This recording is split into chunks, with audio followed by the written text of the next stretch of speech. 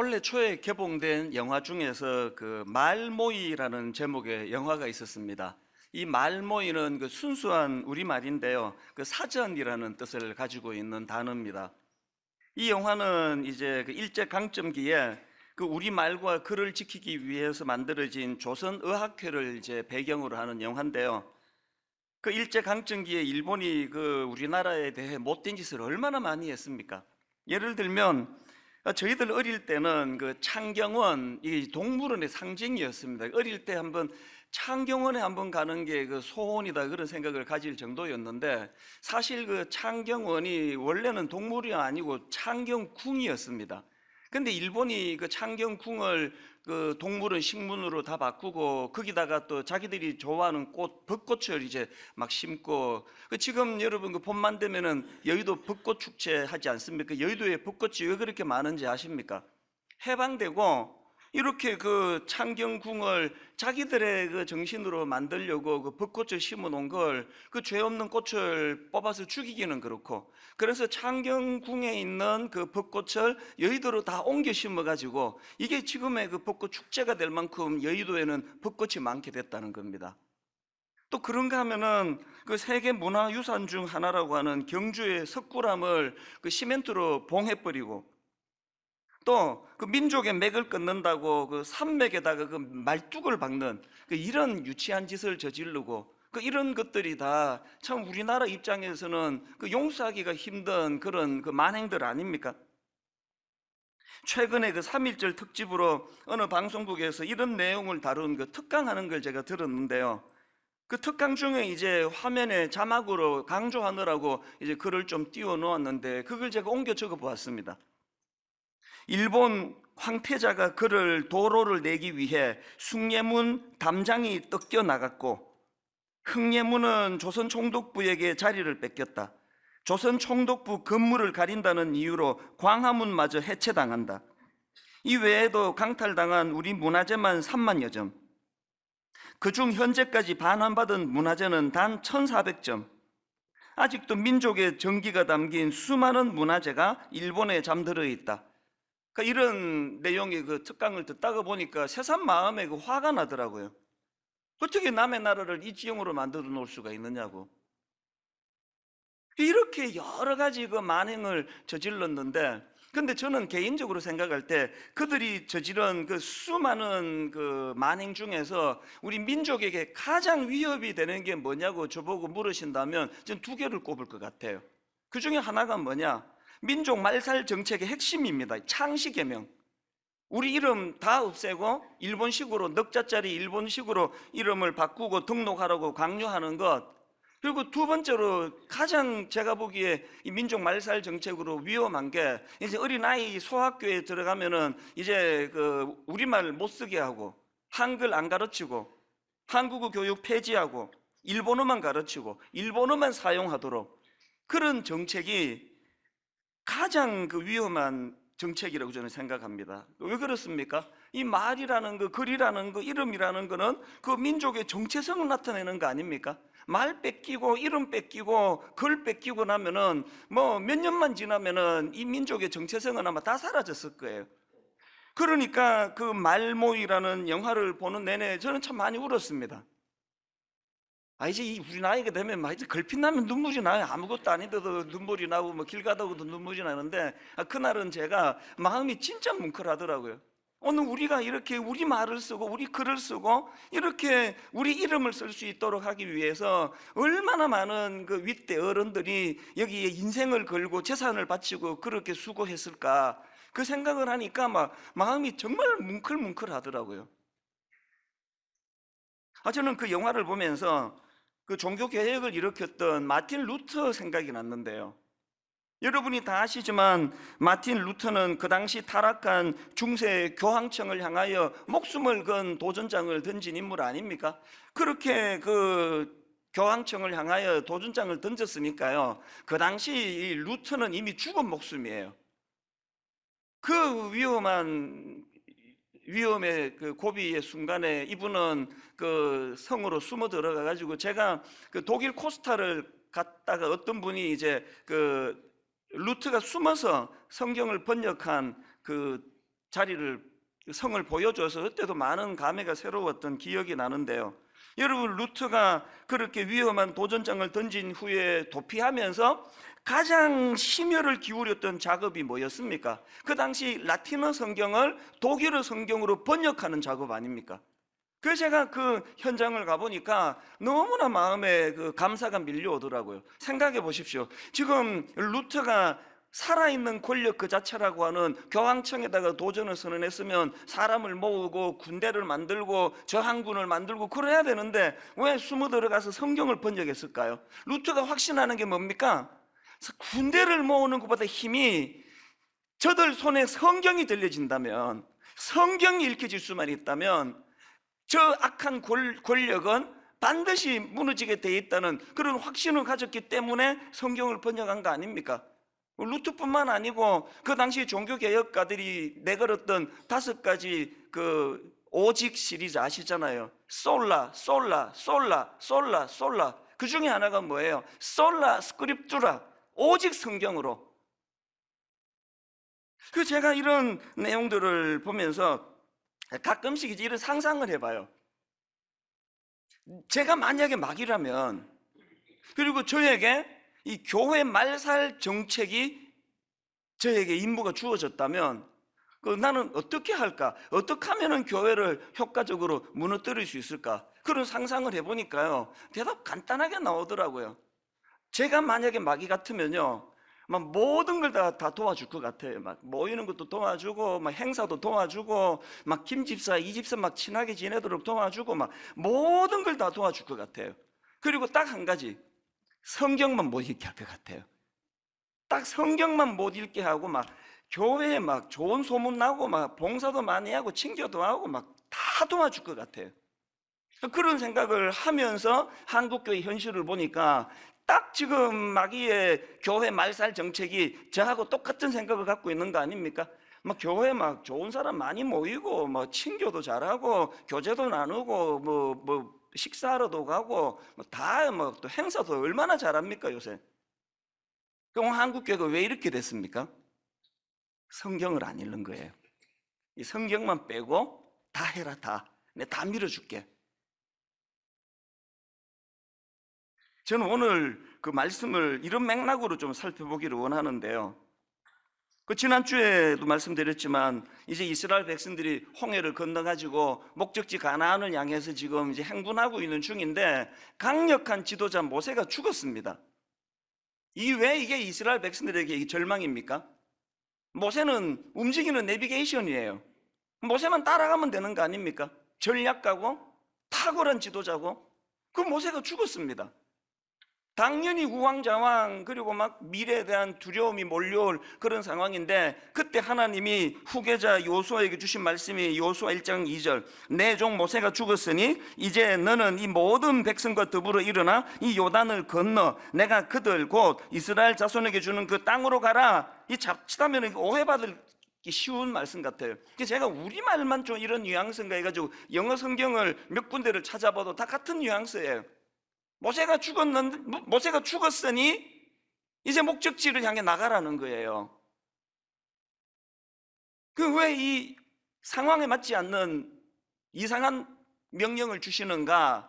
이제 오늘 다룰 게 그 내용입니다. 하나님이 뭐 근거도 없이 그렇게 하실 분 아니에요. 비록 강력한 지도자 모세가 죽는 상황이지만 그게 니들에게 전혀 지장이 없다는 것을 말씀하시고는 그 근거로 2가지를 제시하십니다. 내가 왜 이렇게 말할 수 있느냐? 첫 번째 근거가 뭐냐? 내가 이미 그 땅을 니들에게 주겠다고 약속했다는 거예요. 약속. 모세가 죽어도 이 약속은 유효하니까 걱정하지 말라는 거예요. 그게 3절에 나옵니다. 내가 모세에게 말한 바와 같이 너희 발바닥으로 밟는 곳은 모두 내가 너희에게 주었노니, 이미 약속이 돼 있다. 6절에서도 강조합니다. 강하고 담대하라. 너는 내가 그들의 조상에게 맹세하여 그들에게 주리라 한 땅을 이 백성에게 차지하게 하리라. 지도자 모세가 죽어도 상관없다. 누가 니들을 이끄는지 관계없고 나는 이미 그 땅을 너희들에게 주겠다고 약속했고 이 약속은 유효하기 때문에 걱정하지 마라. 이게 하나님이 제시하시는 첫 번째 근거고요. 2번째 주시는 말씀이 뭐냐? 내가 니들과 함께 하겠다는 겁니다. 5절, 내 평생에 너를 능히 대적할 자가 없으리니 내가 모세와 함께 있었던 것 같이 너와 함께 있을 것임이니라. 내가 너를 떠나지 아니하며 버리지 아니하리니. 9절에서도 반복합니다.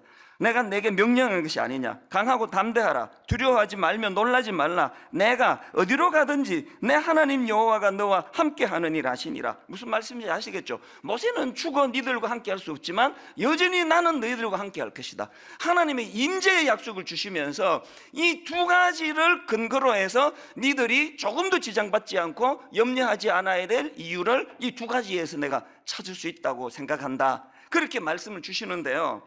근데 여러분, 여기서 중요한 게 뭔지 아십니까? 이렇게 두 가지 약속을 주시고는 한 가지 굉장히 강력한 명령을 하나 내리세요. 그게 8절입니다. 이 율법책을 내 입에서 떠나지 말게 하며 주야로 그것을 묵상하여 그 안에 기록된 대로 다 지켜 행하라. 이 무슨 의미일까요, 이게? 이 요즘으로 치면 내가 너희들에게 이 두 가지를 약속하는데 이 두 가지 사실을 잊지 않고 기억하기 위해서는 성경을 손에 들으라는 말씀이에요. 이 성경을 읽을 때 이 두 가지 내가 한 약속이 떠올려지게 될 것이다. 그러면 두려움이 없어질 것이다. 그런 맥락이에요. 이런 맥락에서 저는 오늘 본문에서 하나님이 유난히 강조하는, 모세가 죽은 상황에서 이스라엘 백성들에게 유난히 강조하시는 그 한마디를 발견하는데, 그게 강하고 담대하라, 놀라지 말고 두려워하지 말라는 말씀이에요. 6절을 보세요. 강하고 담대하라. 7절, 오직 강하고 극히 담대하여. 9절, 내가 너에게 명령한 것이 아니냐. 강하고 담대하라. 두려워하지 말며 놀라지 마라. 자, 이런 것들을 종합해 보면은 답이 딱 하나 나와요.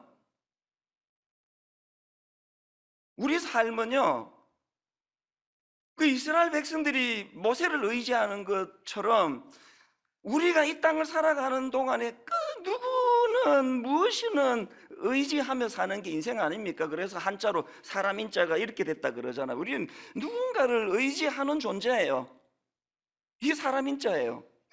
그리고 또 인생의 비극이 뭐예요? 뭐를 의지만 하면은 이게 자빠지네.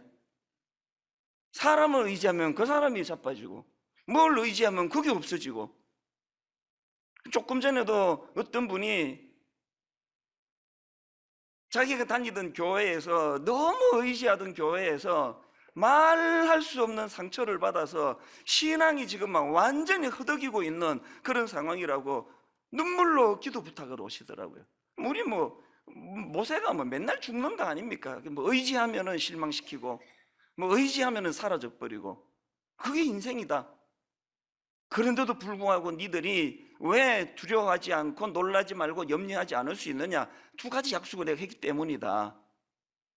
내가 이미 약속을 했고, 그리고 내가 너와 함께 하겠다는 하나님의 임재를 내가 약속하겠다고. 더 중요한 거, 그렇게 위기가 올 때 그 사실을 상기할 수 있도록 주신 도구가 성경이라는 거예요.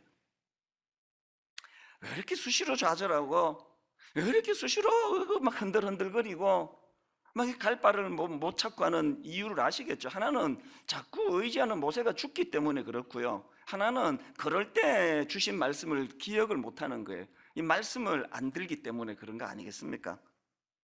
이런 차원에서 저는 이제 분당 우리 교회가 전 교회적으로 이제 이 성경의 중요성을 다시 한번 상기하고 이 성경을 가까이 하는 그런 교회가 됐으면 좋겠는데요. 그런 맥락에서 저는 오늘 본문 8절을 가지고 이 성경 묵상과 관련해서 우리 스스로가 점검해야 될 그 몇 가지 질문이 있다고 생각을 합니다. 여러분 한번 스스로에게 점검해 보시기 바랍니다. 이 말씀 묵상과 관련해서 첫 번째 질문, 점검이 뭐냐? 나는 이 말씀 묵상의 습관이 자리 잡혀 있는가? 이 질문을 던지셔야 돼요. 이게 안 돼 있으면 맨날 모세는 죽고 맨날 불안하고 맨날 두렵고 인생이 맨날 흔들거리고 그런 거 아닙니까? 8절에서 그 말씀을 주시죠. 이 율법책을 내 입에서 떠나지 말게 하며 주야로 그것을 묵상하여. 시편 1편에도 복 있는 사람의 조건을 똑같이 제시합니다. 1절 2절, 복 있는 사람은 악인들의 꾀를 따르지 아니하며 죄인들의 길에 서지 아니하며 오만한 자들의 자리에 앉지 아니하고 오직 여호와의 율법을 즐거워하여 어떡합니까? 그 율법을 주야로 묵상하는 자로다. 주야로 묵상한다는 게 뭐를 의미합니까? 말씀 묵상에 습관이 잡혀 있다는 거 아닙니까? 여러분들은 이 말씀이 여러분 삶 속에 이 묵상이 습관적으로 자리 잡혀 있는지 모르겠습니다. 그게 없으시면 인생이 뭐 맨날 흔들흔들 할 텐데요. 그럼 여기서 강조되는 이 묵상이라는 건 어떤 성격을 가지고 있는데, 여기서 말하는 묵상이 뭔가 전에도 한번 설명드렸는데요. 여기 나오는 그 묵상하다라는 이 단어는 히브리어로 하가라는 단어예요. 저는 하가라는 단어를 떠올리면 꼭 그 책 한 권이 생각나는데, 유진 피터슨이라는 분이 쓴 이 책을 먹어라 그 책이 생각이 나거든요. 왜냐하니까 그 책에서 이제 방금 인용해드린 시편 1편 2절을 인용합니다. 오직 여호와의 율법을 즐거워하여 그 율법을 주야로 묵상하는도다. 여기 나오는 묵상하다가 하가라는 단어인데요, 영어 성경을 보니까 이걸 메디테이시라고 그렇게 번역을 했더라고요. 근데 이제 저자인 유진 피터슨은 이런 번역이 이게 옳지 않다는 거예요. 이게 마음에 안 든다는 거예요. 메디테이트, 또 우리말로 묵상, 이러면은 굉장히 좀 정적인 느낌이 들잖아요. 우리는 묵상 그러면 애들이 막 떠들면 조용히 해, 엄마 지금 묵상 중이야. 우리는 묵상 그러면 이제 굉장히 정적인 그 메디테이시라는 그 영어 단어도 그런 뉘앙스 아닙니까? 이게 잘못됐다는 게 표현이. 왜냐하니까 이 하가라는 히브리어는요, 그런 정적인 이미지의 표현이 아니래요. 이 하가라는 단어는 어떨 때 사용하는 단어냐, 사자가 먹이를 앞에 놓고 으르렁거리는 상태, 이거를 묘사할 때 쓰는 게 하가래요. 예를 들어 이사야 31장 4절에 보십시오. 여호와께서 이같이 내게 이르시되 큰 사자나 젊은 사자가 자기의 먹이를 움키고 으르렁거릴 때에, 이 으르렁거리다, 이 하가예요. 하가. 이 이미지가 이게 정적인 겁니까? 이 지금 막 먹이를 놓고 막 이 사자가 흥분해가지고 이걸 막 이거 어떻게 요리해야 되는지 막 이게 하가야, 하가. 이게 묵상이래요. 저도 강아지를 키우잖아요. 얘도 이거 개뼈딱이는 아니고 그냥 그 갈비 뼈다귀 하나 던져주면 흥분하면 어른거리더라고요. 소리 크게 내지도 않아요. 이게 어떻게 해야 될지를 몰라가지고, 이게 하가예요. 우리 어릴 때 그 애 키울 때 그 치킨 사주면은 애 셋이서 다 어른거리잖아요. 다리는 두 개인데 우리가 셋인데 이 누나들이 이거를 먹으면 어떡하나. 이게 하가야, 하가. 이게 정적입니까? 이게 말씀이, 내가 의지하던 모세가 죽고 마음의 절망이 찾아올 때 말씀을 묵상하래요. 어떻게? 사자가 먹이를 놓고 으르렁거리는 마음으로 이 말씀을 통해서 내 이 위기를 반드시 극복하고야 말겠다. 이 말씀을 통해서 혼미한 내 인생이 하나님의 말씀에, 약속의 말씀으로 정리가 되는 이런 일을 만들어내고야 말겠다. 이 적극적인 의미에서의 묵상이에요. 그래서 그 유진 피터슨은 시편 34편 8절, 우리도 좋아하는 말씀입니다. 너희는 여호와의 선하심을 맛보아 알지어다. 이 정신이 하가라는, 이 정신이. 오늘 사단이 한국교회 성도들에게 막 신앙생활 다 해라, 우리는 핍박 같은 거 안 한다, 막 모임도 많이 하고, 막 교구별 막 여전도에 뭐 등산도 가고, 뭐 맛집도 찾아다니고, 막 다 해라, 다. 성경은 놓고 가지. 성경만 안 갖고 가면 내가 다 도와줄 텐데. 여러분에게는 말씀이 여러분에게 어느 정도 영향을 미치고 있습니까? 그런가 하면 두 번째로 점검해야 될 질문이 하나 더 있는데요, 여러분의 말씀 묵상이 여러분의 삶으로 연결되고 있습니까? 8절을 주의 깊게 보십시오. 이 율법책을 내 입에서 떠나지 말게 하며 주야로 그것을 묵상하여 그 안에 기록된 대로 다 지켜 행하라. 묵상이 포인트가 아니고 묵상은 도구고요, 그 도구를 통해서 그 말씀 묵상이 내 삶에 영향을 미치게 해야 된다는 겁니다. 예수님도 마태복음 28장 19절에 20절에 그런 말씀 주시잖아요. 그러므로 너희는 가서 모든 민족을 제자로 삼아 아버지와 아들과 성령의 이름으로 세례를 베풀고 내가 너희에게 분부한 모든 것을 가르쳐, 결론, 지키게 하라. 지키게 하라. 여러분, 오늘 이렇게 그냥 한국교회 목사님들이 또 한국교회 성도님들이 세상에서 별로 존경스럽지 않은 이미지로 그렇게 참 초라해 줄 수밖에 없는 거는 둘 중에 하나 아닐까요? 말씀을 안 읽거나 읽는데 요 머리로만, 여기서만 무슨 말씀이 머리에서 내 가슴으로 흘러가고, 가슴으로 흘러온 말씀이 내 손과 발로 연결이 되어 가르쳐 지키게 하라. 여기까지 연결이 안 되니까 막 교회는 이렇게 많은데 영향력은 막 점점 줄어 들어가고 있는 거 아니겠습니까?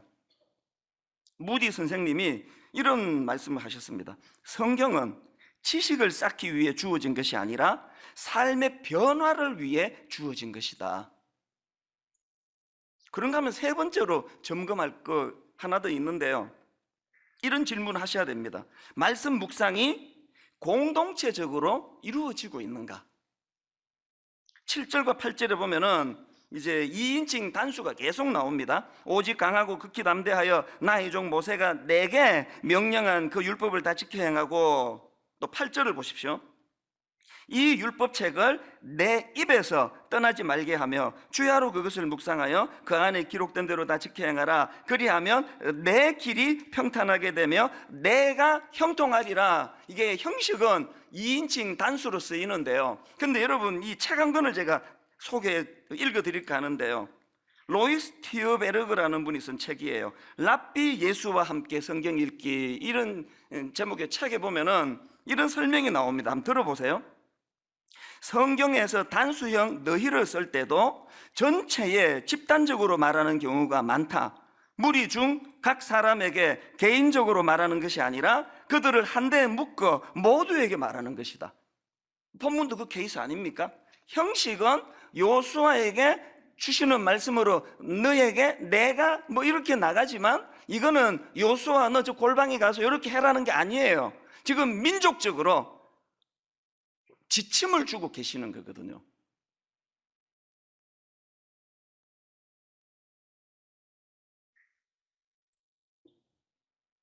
제가 이 말씀을 묵상하면서 하나님께 회개 반성을 좀 했습니다. 뭐가 잘못됐는지를 좀 알겠더래. 성경 읽기와 관계돼가지고. 성경은요, 개인적으로도 읽고 묵상해야 되지만 이 공동체적으로 하는 운동이어야 된다는 거예요. 그러고 보면 구약의 민족적으로 성경을 낭독하는 이런 일들이 여러 번 나오는 거 아닙니까? 이런 맥락에서 진짜 저는 지금이라도 깨닫게 된 걸 감사하는데요, 여러분, 올 초부터 이제 하나님이 분당 우리 교회에 영적인 파도를 일으켜 주고 계시잖아요.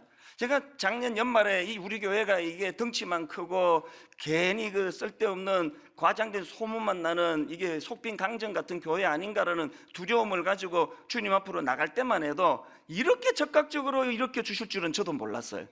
그랬는데 지금 막 전 교회적으로 하나님으로 굶주린 갈망을 가진 분들이 막 여기저기서 일어나게 해주시고요, 또 분당 우리 교회 지금 영적인 목마름을 가지고 주님 앞에 나가는 분들이 막 한두 달 안에 확 일어났습니다. 이게 얼마나 감사한 일인지 몰라요. 전에 말씀드렸잖아요, 파도는 인간이 일으키는 게 아니에요. 파도를 일으키는 분은 하나님이세요. 파도는 하나님이 일으켜 주시는데 우리가 할 일이 뭐라고요? 그 파도에 편성하는 거예요. 거기에 파도 타기는 우리가 하는 거예요. 그래서 저는 분당 우리 교회를 책임지는 목사로서 하나님이 일으키시는 파도를 이렇게 3일 금식하고, 무슨 지난 3월 1일 날 1박 2일 동안 금식 수련회 하는 새끼 금식하는 이거로 끝내면 안 된다는 부담을 갖고 있었거든요. 이게 이렇게 이벤트로 끝나면 안 된다. 이 하나님이 일으키시는 파도에 어떻게 전 성도적으로 파도 타기를 할 수 있을까, 그런 고민을 가지고 주님 앞에 기도하고 묵상하고 있었는데 하나님이 이 본문을 대안으로 주신 거예요. 니들이 해야 될 파도 타기가 이제 몇 가지가 있는데, 가장 중요한 게 교회 공동체적으로 성경 읽기를 하는 것이다. 이제 저는 분당 우리 교회가 그저 일회성 이벤트가 아니라 건강한 영적인 무브먼트가 일어나기 원합니다. 그래서 이제 성경 읽기, 이걸로 이제 파도 타기 에너지를 흘려보내야 된다고 생각하는데, 저는 한 가지 걱정이 있거든요. 뭐냐, 이렇게 영적으로 충만하면 마귀의 공격도 충만해요. 막 함께 같이 설쳐요. 내가 지금 뭘 우려하느냐, 막 영적으로 민감하면 막 사단도 막 여러분을 계속 헷갈리게 하는 거 아닙니까? 그래서 제가 그 17년 목회하는 동안에 그 직통 계시를 받는 분들이 여러 번 저를 찾아왔습니다. 그 하나님의 말씀을 바로바로 이제 그 계시를 받았다는 분들이에요. 그래서 와가지고 뭐 막 별의별 그 말씀을 다 대언하고 가셨는데요. 근데 이게 좀 이상한 게 잘 안 맞아요. 그게 계시가 맞는 게 별로 없더라고요. 예를 들면은 젊은 자매가 저한테 와가지고 오래전의 일입니다. 이제 그 다음 주부터 뭐 그때 한 석 달, 넉 달인가 강단에 서지 말라는 거 하나님이 저에게 이제 주일 설교를 하지 말라고 명령하셨다니 속으로 할렐루야 휴가네 이제 이 설교 안 하면 휴가 아닙니까?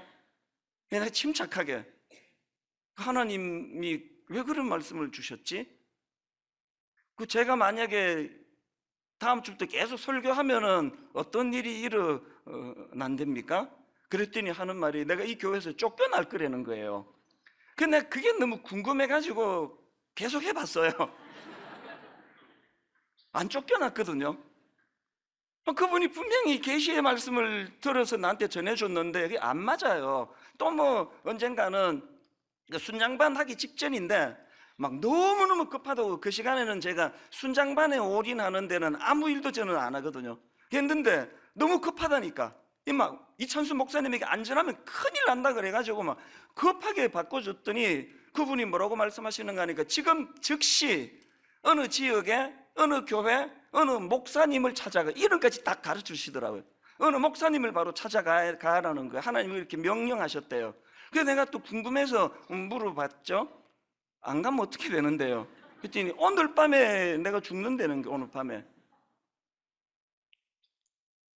궁금해서 안 가봤어요. 안 죽었거든요. 여러분 이런 그 직통 계시를 받는 분들이 주로 다 순수한 분들이에요. 잘 믿어보려고 애쓰는 분들이에요. 그 순수한 분들에게 왜 이런 사단의 공격이 있을까요? 여러분들이 이제 말씀으로 충만해지면요, 은혜가 충만해지면 그런 식으로 자꾸 그 옆길로 새지 말고 이제 말씀을 붙잡아야 돼요. 흔들림 없는, 오류가 없는 이 말씀을 붙잡는 계기로 우리의 그 부흥의 물꼬를 써야지. 자꾸 직통 계시, 그리고 또 이 직통 계시 받는 분들은 내 좀 기분 나쁜 게 뭐 다 반말로 얘기, 다 반말로 저한테 뭐 20대 아가씨도 저보고 지금부터 전하겠습니다. 그러니 찬수야, 뭐 이렇게 뭐 막 이건 뭐 아무나 찬수야예요. 분당 우리 교회는 직통 계시도 좋지만 하나님의 말씀, 이 말씀을 가까이 하는 우리의 이 물고 에너지를 이 말씀을 가까이 하는 것으로. 그런가 하면은 또 나는 말씀을 사랑해 그렇게 생각하는 분들에게도 또 한 가지 제가 부탁을 드리고 싶은 게 뭐냐, 이 성경을요 꼭 무슨 헤어진 옛날 애인 그리울 때마다 읽는 그 연애 편지처럼 읽는 분이 계세요. 그거 완전히 잘못된 거예요. 성경은요 헤어진 애인 옛날 편지가 아니에요. 성경은요 오늘 역사하시는, 오늘 내게 가이드가 되어주시고 지침을 주시고 오늘 내가 너를 얼마나 사랑하는지 아니, 모세는 죽었지만 나는 너와 함께한다, 이 사실을 전해주는 오늘 주시는 하나님의 연애 편지가 그게 성경이에요. 그래서 저는 오늘 분당 우리 교회 온 공동체 교회적으로 중요한 선포를 하나 하겠습니다. 여러분 생각해, 저 사람은 맨날 선포래. 오늘도 사실은 중요한 선포입니다. 이제 오늘부터 전 교회 공동체적으로 성경 읽기를 선포합니다.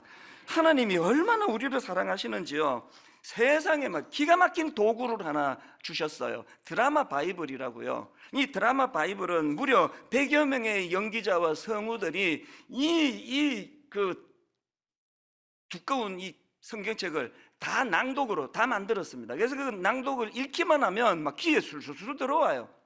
이 드라마 바이블을 만드는데 그 투자를 해주신 분이 미국 빌 황 장로님이라고 교포분이세요. 이분이 하는 강의를 내가 들었는데요, 자기가 만나보니까 예수 믿는 사람 치고 난 성경 읽기 싫어요, 난 성경 안 읽어요, 그런 사람 한 명도 못 봤다는 거예요. 모든 성도들이 다 크리스찬들이 다 성경 읽기를 원하는데 왜 현실은 이렇게 안 되느냐는 거예요. 이분이 내린 결론이 뭐냐? 성경 읽기가 실패하는 거는 원함의 문제가 아니고요. 내가 안 읽고 싶어서 안 읽는 게 아니고 원함의 문제가 아니고 전략의 문제였다. 그러면서 성경은 공동체적으로 읽어야 된다는 말이에요. 그 말에 100% 동의가 돼요. 지금 여의도에서 너무나 감사한 바람이 불고 있다고 저는 들었는데요.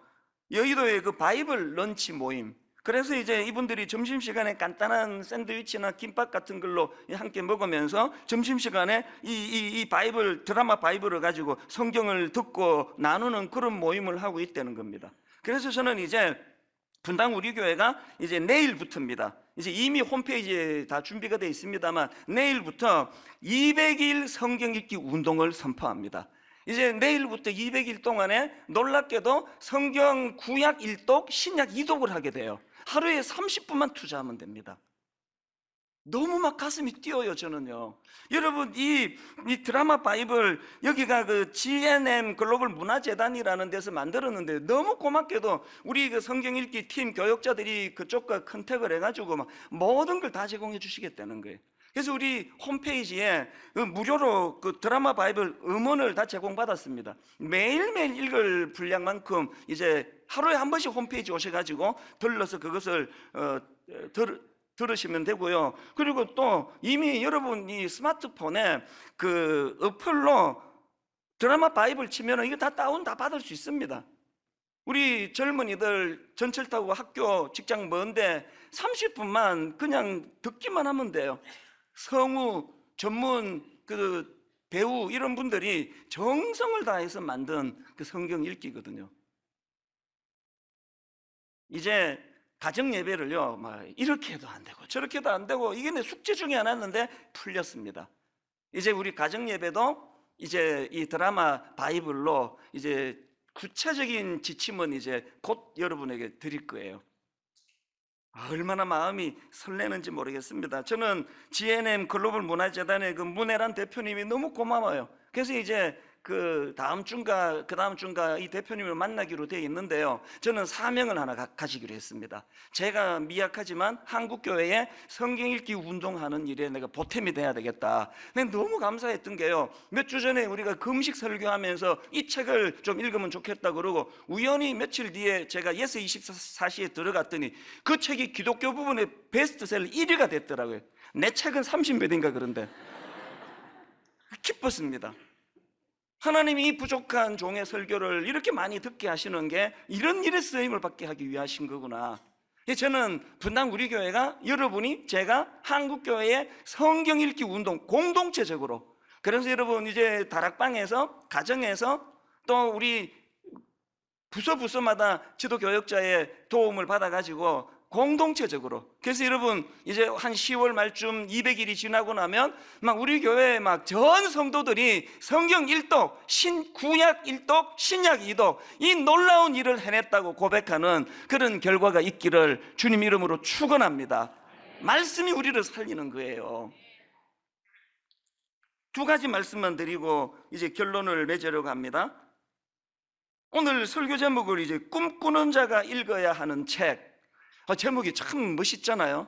내가 어제 우리 집사람 보고 이제 내일 설교 제목이 꿈꾸는 자가 읽어야 하는 책 이렇게 내가 잡았는데 어떠냐고 그러니까 이 사람이 하는 말이 그 제목도 좋은데 자기 같으면 제목을 이렇게 하겠대요. 읽으면 꿈꾸게 되는 책. 그렇게 제목을 자기는 그렇게 하겠대. 듣고 보니까 또 그게 또 좋은 거예요. 이미 주부 다 나갔는데. 그러더니 아무리 생각해도 그 제목이 정말 멋있는 것 같아가지고 그래서 이제 제목을 내가 바꾼 거예요. 읽으면 꿈꾸게 되는 책. 그러면서 제가 물어봤습니다. 제목을 어떻게 이렇게 잘 생각했냐고. 그러니까 멋진 말을 하더라고요. 내가 성경을 읽으면서 꿈꾸게 됐거든요. 정말 훌륭한 분이에요. 본인이 성경을 읽으면서 꿈을 꾸게 됐다고. 그 말이 100% 맞아요. 요즘 저는요 진짜 날아갈 것 같아요. 발걸음이 막 너무너무 감사하고요. 작년 연말에 하나님 앞에 이 교회가 그저 덩치만 큰 침체된 교회가 되지 않기를 원했더니 바로 응답해 주시는 그 하나님으로 인해 가지고 꿈을 꾸게 됐는데, 이제 이 성경 말씀을 전 교회적으로 같이 다락방별로 우리 청년부 대학생들 지금 막 결의에 차 있습니다. 주일학교에서 드라마 바이블을 가지고 함께 공동체적으로 꿈을 꾸며 성경 읽게 될 때 뭐 이 제목이든 저 제목이든 다 괜찮아요. 꿈꾸는 자가 읽어야 하는 책 성경, 이것도 좋고, 읽으면 꿈꾸게 만드는 책 성경, 이것도 좋고요. 여러분이 이것이 삶 속에서 경험되어지게 되기를 바랍니다. 한 가지만 더 말씀드릴까요? 이 설교 준비를 다 마무리했는데 저희 어머니가 너무 감사한 거예요. 저는 가난하게 자랐습니다. 학용품 살 돈도 어떨 때는 없었고요. 초등학교 1학년 때 체육부 바지를 샀는데 애는 쑥쑥쑥 커나가는데 바지를 새로 살 돈이 없어가지고 이게 점점 이렇게 그 무릎 가까이 올라가는 그런 부끄러웠던 기억이 지금도 있거든요. 근데 여러분, 제가 우리 어머니가 왜 눈물나게 고마운지 아세요? 그렇게 가난했지만 성경 용돈 막 쥐꼬리만큼 주시면서도 성경 한 구절 암송하지 않으면 용돈 없다, 알겠지? 성경 안 읽으면 밥 없다? 가난하게 갖춘 거 별로 없이 자랐지만요, 성경이 저를 꿈꾸는 책이었던 그 성경이 저에게 영향을 미쳤기 때문에 갈수록 꿈꾸는, 저는 59살 아닙니까? 우리 집에서 내가 나이 제일 많은데요, 우리 집에 5명 중에 자신 있게 이야기합니다. 꿈 제가 가장 많이 꾸어요. 잠이 안 올 정도로 가슴이 벅찬 일이 한 달에 2-3번씩 있거든요. 그 일을 가능하게 한 도구, 성경입니다. 성경. 여러분, 한 30년 지나고요, 여러분 아들에게, 여러분 딸에게 이런 고백을 듣고 싶지 않으세요? 난 우리 엄마 만난 거, 우리 아버지 만난 거 인생의 최고의 이거 축복이라고 난 생각합니다. 우리 어머니는, 우리 아버지는 내게 성경을 읽게 하셨거든요. 최근에 묵상하고 있는 말씀 중에 요한복음 10장 16절 말씀이 있습니다. 또 이 우리에 들지 아니한 다른 양들이 내게 있어 내가 인도하여야 할 터이니 그들도 내 음성을 듣고 한 무리가 되어 한 목자에게 있으리라. 제가 이 말씀이 왜 저에게 굉장히 그 의미가 있고 또 묵상해야 되는 말씀이라 생각하는가 하면, 여기서 그 주목해야 될 포인트가 2가지가 있는데 그 중에 하나가 이겁니다. 그들도 내 음성을 듣고. 이 표현이 왜 중요한가 하면은 예수님께서 바로 앞에 11절에서 이렇게 말씀하십니다. 나는 선한 목자라, 선한 목자는 양들을 위하여 목숨을 버리거니와. 또 14절에도 같은 내용이 나옵니다. 나는 선한 목자라, 나는 내 양을 알고 양도 나를 아는 것이 아버지께서 나를 아시고 내가 아버지를 아는 것 같으니 나는 양을 위하여 목숨을 버리노라. 또 그런가 하면은 이사야 53장 6절에 보니까 우리는 다 길 잃은 양처럼 제각기 잘못된 길로 갔으니, 이런 말씀들을 통해서 우리가 기억해야 될 핵심적인 내용이 뭐라고 생각하십니까? 우리는 그저 내버려두면 길 잃은 양과 같은 존재라는 거예요. 그저 내버려두면 길 잃고 혼미한 자리에 빠지는 양과 같은 존재이기 때문에 뭘 기억해야 됩니까? 이런 우리 인생을 불쌍히 여겨주시는 목자가 계시다는 거예요. 길 잃은 양에게 그 목자의 음성만큼 중요한 게 있겠습니까?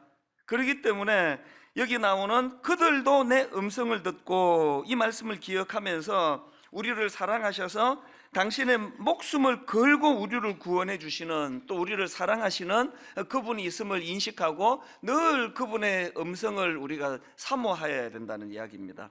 이런 차원에서 저는 그들도 내 음성을 듣고, 이것이 참 중요하다고 생각하고요. 그런가 하면은 또 이 요한복음 10장 16절에서 기억해야 될 표현이 하나 더 나오는데, 한 무리가 되어라는 표현입니다. 16절을 다시 보십시오. 또 이 우리에 들지 아니한 다른 양들이 내게 있어 내가 인도하여야 할 터이니 그들도 내 음성을 듣고 한 무리가 되어 한 목자에게 있으리라. 3번역으로 보니까 이렇습니다. 그들도 내 목소리를 들을 것이며 한 목자 아래에서 한 무리 양떼가 될 것이다. 그 앞에 나오는 그들도 내 음성을 듣고, 이게 목자 되시는 주님과 우리와의 관계를 설명한 것이라면, 그 다음 나오는 한 무리가 되어라는 이 말씀은 이 주님의 몸된 교회와의 이 연합의 중요성을 강조하는 거 아니겠습니까? 뭘 기억해야 되느냐? 우리가 목자 되시는 주님을 만나는 통로 중에 이 한 무리가 되는 것. 그럼 아무리 뭐 교회에서 지지고 볶고 싸워도 이 안에서 싸워야 된다는 거예요. 이 한 우리가, 한 우리 안에, 한 울타리 안에 한 무리가 되는 것.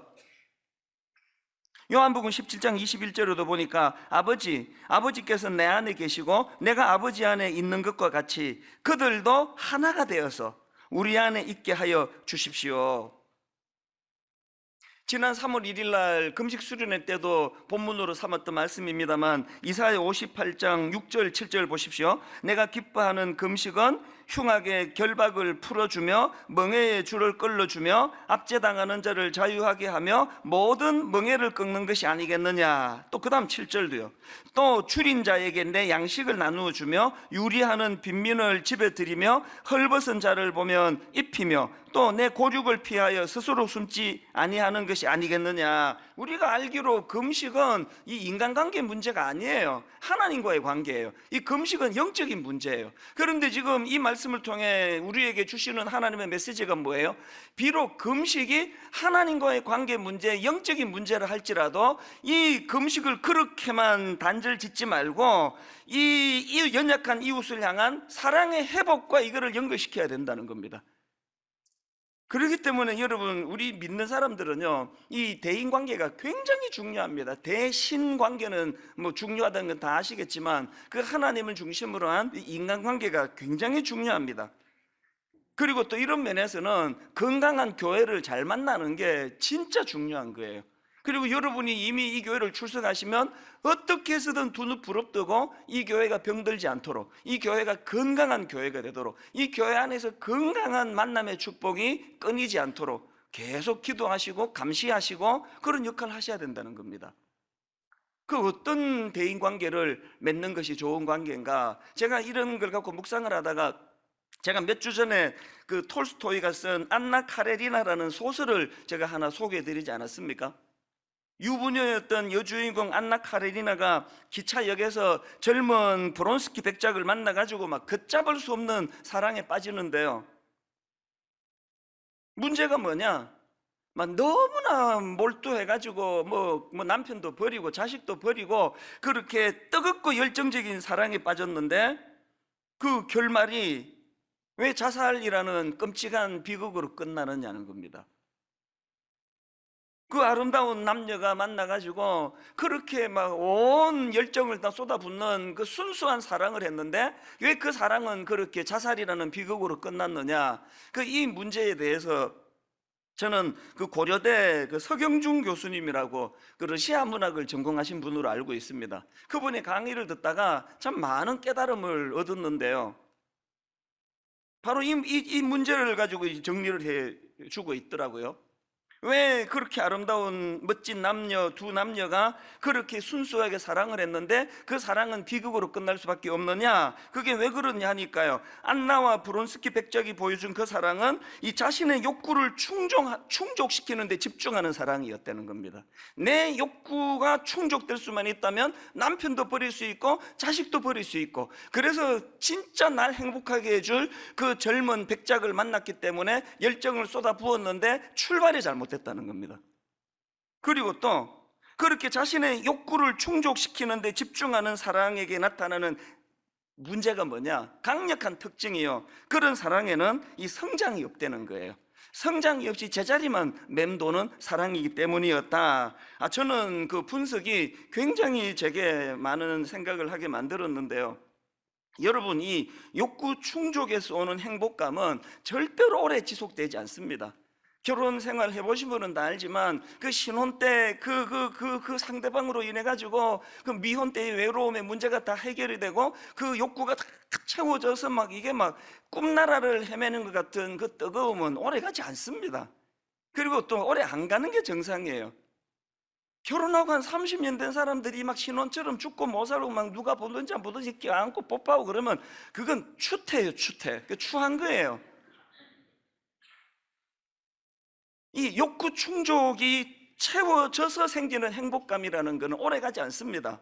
그렇기 때문에 그 자리에 그 식어진 불꽃의 자리에 성숙한 다른 것들이 계속 채워지면서 가정이 유지가 되는 거지. 그 불륜이 갖고 있는 문제가 뭡니까? 오직 그 욕구 충족이라는 그 하나 목표로 만났기 때문에 이게 식는 순간 모든 게 다 끝나거든요.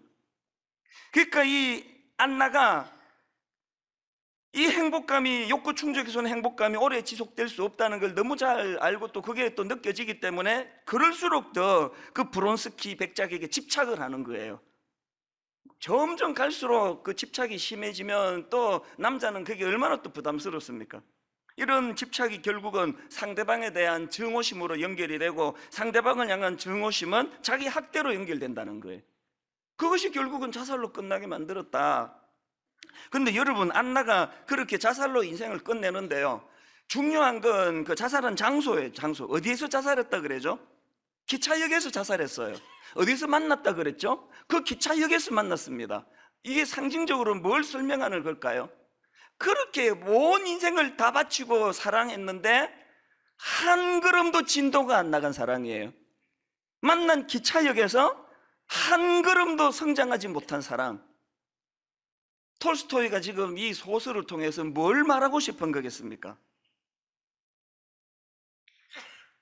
자신의 욕구 충족만을 추구하는 그 사랑은 절대로 성장할 수 없고 발전할 수 없고, 그런 사랑은 반드시 비극으로 끝난다. 저는 그 강의를 들으면서 내 신앙생활, 그리고 우리 가정, 또 제 아내와 저와의 그 관계, 많은 것들을 점검하는 계기가 됐는데요, 여러분, 올해 들어와 가지고 우리 교회는 지금 하나님의 임재를 전 교회적으로 사모하고, 또 영적인 목마름 회복을 갈망하고, 또 하나님을 더욱 목말라 갈망하는 그런 신앙생활을 위해서 지금 하나님을 가까이 하는 21일 캠페인도 하고, 또 2주 동안에 전 성도들이 지금 금식하며 그렇게 예배에 동참하고, 지난 금요일 날에는 온전한 새끼 금식을 하면서 그렇게 금식 수련회를 가지면서 갈망하는 그런 단계에 와 있는데요, 이쯤에서 우리를 돌아보셔야 돼요. 이렇게 하나님을 갈망하는 우리의 열심조차도 이게 지금 안나가 가지고 있던 개인적인 욕구 충족으로 시작된 거 아닌가, 계속 이것만 내가 추구하는 거 아닌가, 그건 반드시 비극을 낳습니다. 온통 이 신앙생활이라는 게 안나가 그 젊은 브론스키 백작에게 요구하는 그런 같은 그 대상만 다르고 내용은 똑같은 거 아닙니까? 그렇게 오래 예수를 믿는데도 불구하고 왜 성장이 없는지 아십니까? 끝간데 없는 내 욕구 충족으로만 신앙을 사용하기 때문이에요. 하나님을 향하여 계속 주시옵소서, 주시옵소서, 내 욕구를 채워 주시옵소서, 욕구 충족만을 치닫는 신앙은 아닌가, 이걸 점검해 보셔야 됩니다. 그리고 또 아까 서두에서 제가 인용해 드린 것처럼 신앙은 공동체로 하는 거거든요. 내가 목자 되신 주님을 만나면 그 양의 우리에서 함께 하는 거거든요. 그래서 우리의 이 주님을 향한 열정이, 열심이, 금식을 통한 하나님을 갈망하는 마음이 공동체에서 꽃피워져야 돼요. 공동체에서. 이런 점에서 저는 오늘 본문 말씀이 굉장히 중요한 몇 가지 의미를 제공한다고 생각하는데요, 오늘 본문은 지도자 모세의 뒤를 이은 여호수아가 이제 후계자로 나서고, 그리고 이제 이스라엘 지도자로 세움받은 여호수아가 이제 처음으로 백성들에게 명령하면서 리더십을 발휘하기 시작하는 그 시점이에요. 근데 이 본문을 통해서 저는 이스라엘 공동체, 여호수아가 이끄는 이스라엘 공동체가 어떻게 그렇게 건강할 수 있었는가, 거기에 대한 힌트를 발견하고 분당 우리 교회도 그런 공동체 되기를 원하는 겁니다. 이 포인트를 한번 잘 들어보세요. 자, 여러분, 분당 우리 교회가 건강한 공동체가 되기 위해서 오늘 본문에서 배워야 될 몇 가지가 있는데요, 첫째로, 분당 우리 교회가 건강한 공동체 되기를 원하십니까? 그렇다면은 여호수아 공동체처럼 뚜렷한 목적을 가진 비전 공동체여야 한다는 겁니다. 오늘 본문 여호수아가 어떻게 말씀을 시작합니까? 1장 1절을 보십시오. 여호와의 종 모세가 죽은 후에 여호와께서 모세의 수종자 눈의 아들 여호수아에게 말씀하여 이르시되, 그리고 이제 말씀이 나옵니다. 무슨 말씀을 주시느냐? 제일 먼저 나오는 말씀이 2절입니다. 내 종 모세가 죽었으니 이제 너는 이 모든 백성과 더불어 일어나 이 요단을 건너 내가 그들 곧 이스라엘 자손에게 주는 그 땅으로 가라. 저는요 이걸 계속 읽다가 보니까 이게 좀 모순처럼 느껴지는 거예요. 이스라엘 한번 주의해서 한번 보세요. 지금 이제 강력한 지도자 모세와 더불어 출발부터 같이 지금 그들과 같이 호흡을 했는데 그 강력한 지도가 죽었단 말이에요. 지도자가.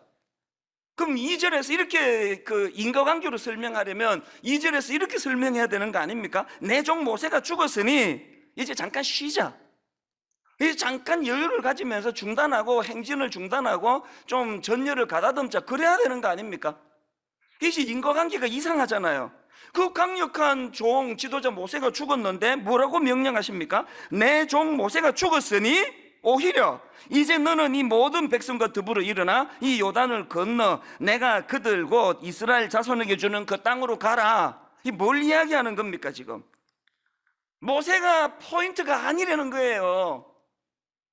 모세가 여전히 살아있으면 다행이고 뭐 죽어도 할 수 없다는 거예요. 지금 이스라엘 백성들이 집중해야 되는 것은 모세라는 어떤 인간 지도자가 아니고 그들 공동체가 갖고 있는 목표로 한 목적지 가나안을 향해 가는 거, 이게 목표라는 겁니다. 이쯤에서 오늘 한국교회가 갖고 있는 치명적인 문제점을 다 느낄 수 있는 거 아닙니까? 오늘 한국교회가 갖고 있는 비극이 뭡니까? 너무나 단임 목사 중심의 신앙생활. 참 가슴이 아프고 또 마음이 또 어렵고 힘든 게 뭡니까? 그렇게 존경할 만한 모범적인 교회가 1대를 넘어 2대로 가고 2대를 넘어 3대로 가면 거기에 뭐 거의 대부분이 거기에 문제가 생기더라는 거예요. 뭘 의미합니까? 너무나 그 단임 목사 중심의 신앙생활을 했기 때문에 생기는 혼란 아닙니까? 내가 이런 이야기를 하도 많이 하고 다녀가지고 지금 막 두고 보자는 사람 많습니다. 니는 얼마나 잘하는지 보자. 사실 전 그게 제일 두려움이에요. 뭐 현역으로 뭐 열심히 안 뛰는 사람이 어디 있습니까? 저에 대한 평가는 지금 일어나는 거 아니에요. 저에 대한 평가는 제가 이 교회를 사임하게 될 때 여전히 이 교회는 지도자 단임 목사가 있든 말든 상관없이 목표로 한 하나님이 제시해 주신 목적지 가나안을 향해 가는 교회가 된다면 이 교회는 좋은 교회고 참 하나님이 기뻐하실 거예요. 지금 개척한 단임 목사가 사라지고 나서 이 교회가 또 혼란에 빠지게 된다면 그래서 그게 두려운 거예요.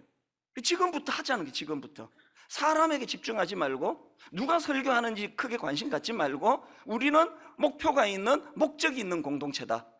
지도자 모세가 죽어도 전진해라.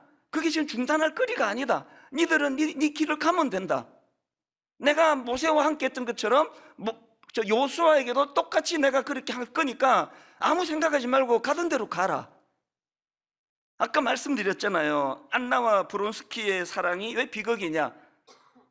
목적이. 내가 이 사람을 만남으로 해가지고 이 사람과 사랑을 통해 어떤 생산적인 또 성장을 위한 이게 없어요. 그냥 오로지 욕구 충족. 모든 불륜이 가지고 있는 비극을 예고하는 출발부터 비극의 시를 가지고 시작하는 게 그거라고 생각합니다. 그러면 불륜만 그런 비극의 시가 있습니까? 오늘 수많은 가정들, 여러분 지금 부부가 한 30년 살았는데 40년 살았는데 전혀 성장이 없다. 뭐가 문제겠냐고요. 그저 욕구 충족 아닙니까? 돈 잘 벌어다 주고 애 좋은 대학 쑥쑥 들어가고 이것만을 위해서 하나님이 가정을 주신 게 아니라는 걸 늘 우리 생각해. 교회도 마찬가지예요. 늘 하나님 주신 이 목적, 목표 이게 뭘까? 그거에 대한 답이 떨어지는 순간이 제가 이 교회를 사임하고 떠나야 되는 순간이라고 항상 생각을 합니다. 저는 이번에요 그 사람이 그 목표를 갖고 있다는 게 얼마나 중요한가를 이번에 제가 또 경험을 했는데요. 이번에 저희 막내가 바로 대학을 들어갔거든요. 재수 안 하고. 그래서 6년간의 긴 우리 집안의 입시가 다 끝나가지고요. 그래서 이제 저희 어머니가 지금 미국 계시는 어머니가 연세가 95세가 되셨잖아요. 10년 동안 인사를 못 드렸어요. 그래서 이제 이번에 막내가 대학 가는 걸 너무 그 기념하면서 미국 할머니께 이제 인사를 드리러 처음으로 우리 가족이 10년 만에 이제 어머니를 뵈러 가기로 한 거예요. 그랬는데 저는 이미 그 산호세 집회가 지금 잡혀 있잖아요. 그래서 이제 할 수 없이 산호세를 가족이 같이 갔습니다. 그러면 안 되는데 제가 그 교회에 양해를 구하고 같이 갔는데요. 그 산호세에 제 아내 대학 친구가 있습니다. 그 친구가 자기 아들, 딸하고 같이 이제 여기를 방문했다 하니까 참 고마운 친구예요. 그리고 또 그 교회의 그 부목사님이 참 고마운 분이에요. 그래서 이제 모처럼 가족이 왔다고 막 얼마나 여기 구경을 잘 시켜주고 그 그냥 그 스탠포드 대학도 구경시켜주고 막 또 막 축복도 막 부어주고 꼭 이 학교로 그 유학을 오게 될 줄로 믿습니다 그러면서 막 복도 빌어주는데 내가 보기에는 글쎄 뭐 빈다고 될 것 같지는 않은데 하여튼 스탠포드도 보여주고 막 기념품도 사주고 또 막 금문교도 막 가고 막 하여튼 막 스케줄 빡빡하게 여기 구경을 다 데리고 갔는데요. 저는 관광이 목적이 아니었기 때문에 아무 데도 따라가지 않았습니다. 다 그렇게 가족이 구경 다닐 때 저는 숙소를 떠나질 않았습니다. 심지어는 방도 따로 했습니다. 뭐 어차피 5명이니까 한 방에 다 못 쓰는 거고요.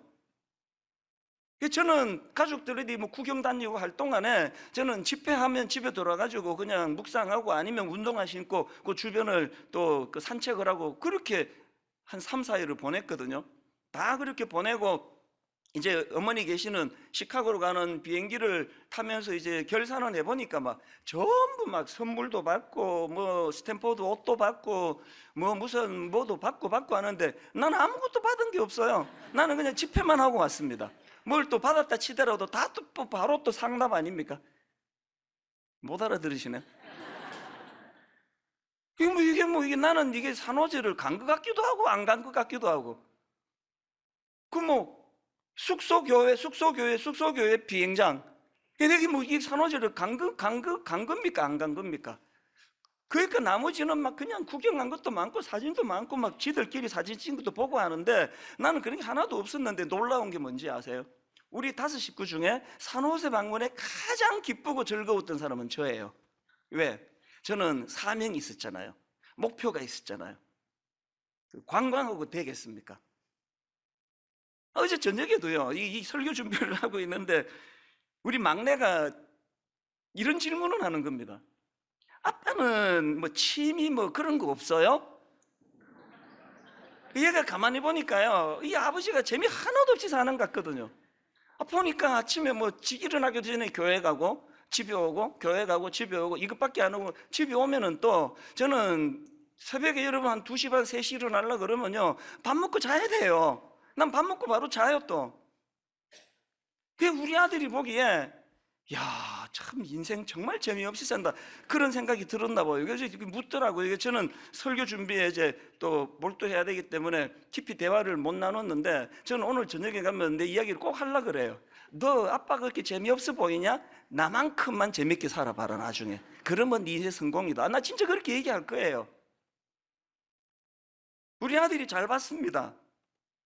뭐 취미도 없고 뭐 노는 거 별로 없고요. 뭐 유일하게 이제 영화 한 번씩 보는 거 그거 말고는 아무 오락이 전 없어요. 그리고 우리는 뭐 저는 초저녁에 자고 집사람은 또 늦게 일어나고 이러니까 부부간에 대화도 별로 없습니다. 우리는 뭐 그렇게 오래 사는데 또 뭘 그렇게 또 뭐 신혼처럼 대화할 건 뭐 있습니까? 할 얘기도 없고 할 말 있으면 전화를 해요 그냥. 이 겉보기에 이게 뭐 무슨 재미로 사나 싶지만요. 저는 우리 아들, 딸이 저만큼만 행복하게 살았으면 좋겠습니다. 이 목적이 있고 목표가 있는 사람이 누리는 행복이거든요. 그러면 분당 우리 교회가 가져야 될 목표, 그리고 우리 교회 그 구역 모임인 다락방이 가져야 될 목표가 뭡니까? 저는 에베소 4장 13절이요. 뭐 우리가 다 하나님의 아들을 믿는 것과 아는 일에 하나가 돼요. 어떤 목표를 갖고 있느냐? 온전한 사람을 이루어 그리스도의 장성한 분량이 충만한 데까지 이르리니. 이제 지금 우리 시작하고 있는 구역 모임 다락방, 이번에 그 다락방 공동체가 이 에베소서 4장 13절을 목표로 달려가시기 바랍니다. 우리가 함께 하나가 되어 예수님의 인격을 닮은 성숙을 우리는 목표로 한다. 이 목표가 있어야 그 다락방이 변질되지 않습니다. 빌립보서 3장 12절은 우리 다락방이 구호가 되기 원합니다. 내가 이미 얻었담도 아니요 온전히 이루었담도 아니라 오직 내가 그리스도 예수께 잡힌 바 된 그것을 잡으려고 달려가노라. 목표가 있는 공동체, 목표가 있는 가정이 되시기를 바랍니다. 그런가 하면 두 번째로 건강한 공동체가 되기 위해 해야 될 거 하나 더 있습니다. 말씀을 전달하는 공동체가 돼야 된다는 겁니다. 저는 오늘 본문에서 굉장히 중요한 그 포인트 하나를 발견했는데요. 자, 여호수아서 말씀이 어떻게 시작된다고 그랬죠? 1장 1절을 다시 한번 보십시오. 여호와의 종 모세가 죽은 후에 여호와께서 모세의 수종자 눈의 아들 여호수아에게 말씀하여 이르시되, 여호수아서는요 새 지도자 여호수아에게 하나님이 말씀을 주시는 것으로 시작을 해요.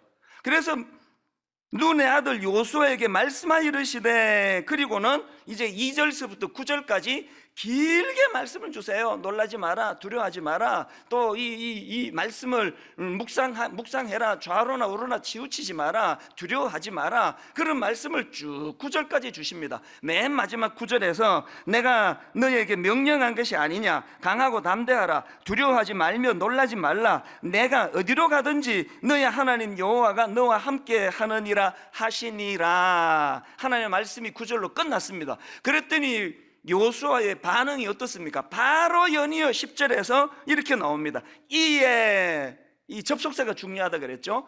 이에, 이 뭘 의미합니까? 바로 하나님 말씀에 반응한 거예요. 이에 여호수아가 그 백성의 관리들에게 명령하여 이르되, 새로 부임한 후계자 여호수아가 백성들 모아놓고 자기 정견 발표한 거 아닙니다. 내 스타일은 이래, 나는 모세랑 이런 게 달라, 정견 발표한 거 아니에요. 말씀이 그에게 임했고 임한 말씀을 가지고 백성들에게 선포하는 거예요. 그래서 이 여호수아 공동체가 건강하다는 겁니다. 설교도 마찬가지 아닙니까?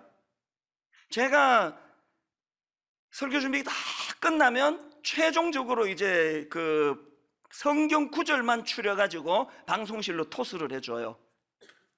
꽤 많은 성경이 인용이 되는 걸 매주마다 봅니다. 그리고 일부 예배가 딱 끝나면은요 바로 후딱 내려가가지고 일부 때 제가 인용하지 못한 성경이 떠올려지면 그거를 후딱 추려가지고, 그래서 저는 방송실 직원들에게 항상 미안한 사람이에요. 막 초읽기를 하는데도 이 구절은 꼭 올려달라고 그래가지고 화면에 성경 구절이 뜨거든요. 왜 그래야 하면 됩니까? 이 시간은요 강연이 아니에요. 제가 아까 그 고려대 석영준 교수님 강의를 들어보니까 진짜 해박하고 강의 정말 잘하더라고요. 그런 강의 들을 것 같으면 강의 들으시지, 저 같은 어설픈 사람의 이야기를 왜 들으러 오셨냐고요. 이거는 그런 강의가 아니에요. 하나님의 말씀을 제가 받고 그 말씀을 전하는 게 설교거든요. 그 헛소리 하고 있으면 안 됩니다. 본문 읽어놓고 그냥 엉뚱한 소리 나고. 제가 여러분 30 몇 년 내가 목회하면서 한 번이라도 나는 진보입니다, 나는 보수입니다, 그런 얘기 한 적 봤습니까? 누구 찍으세요, 찍지 마세요, 그런 말 한 적 봤습니까? 큰일 날 소리예요. 내가 보수고 내가 진보인 게 이게 뭐가 중요하냐고. 이게 하나도 중요하지 않아요. 그냥 말씀만 전하면 돼요. 뭐 진보에게 주셨던 보수에게 주셨던 주신 말씀만 전하면 되는 거 아닙니까? 자기 색깔이 나올 이유가 하나도 없는 거 아닙니까?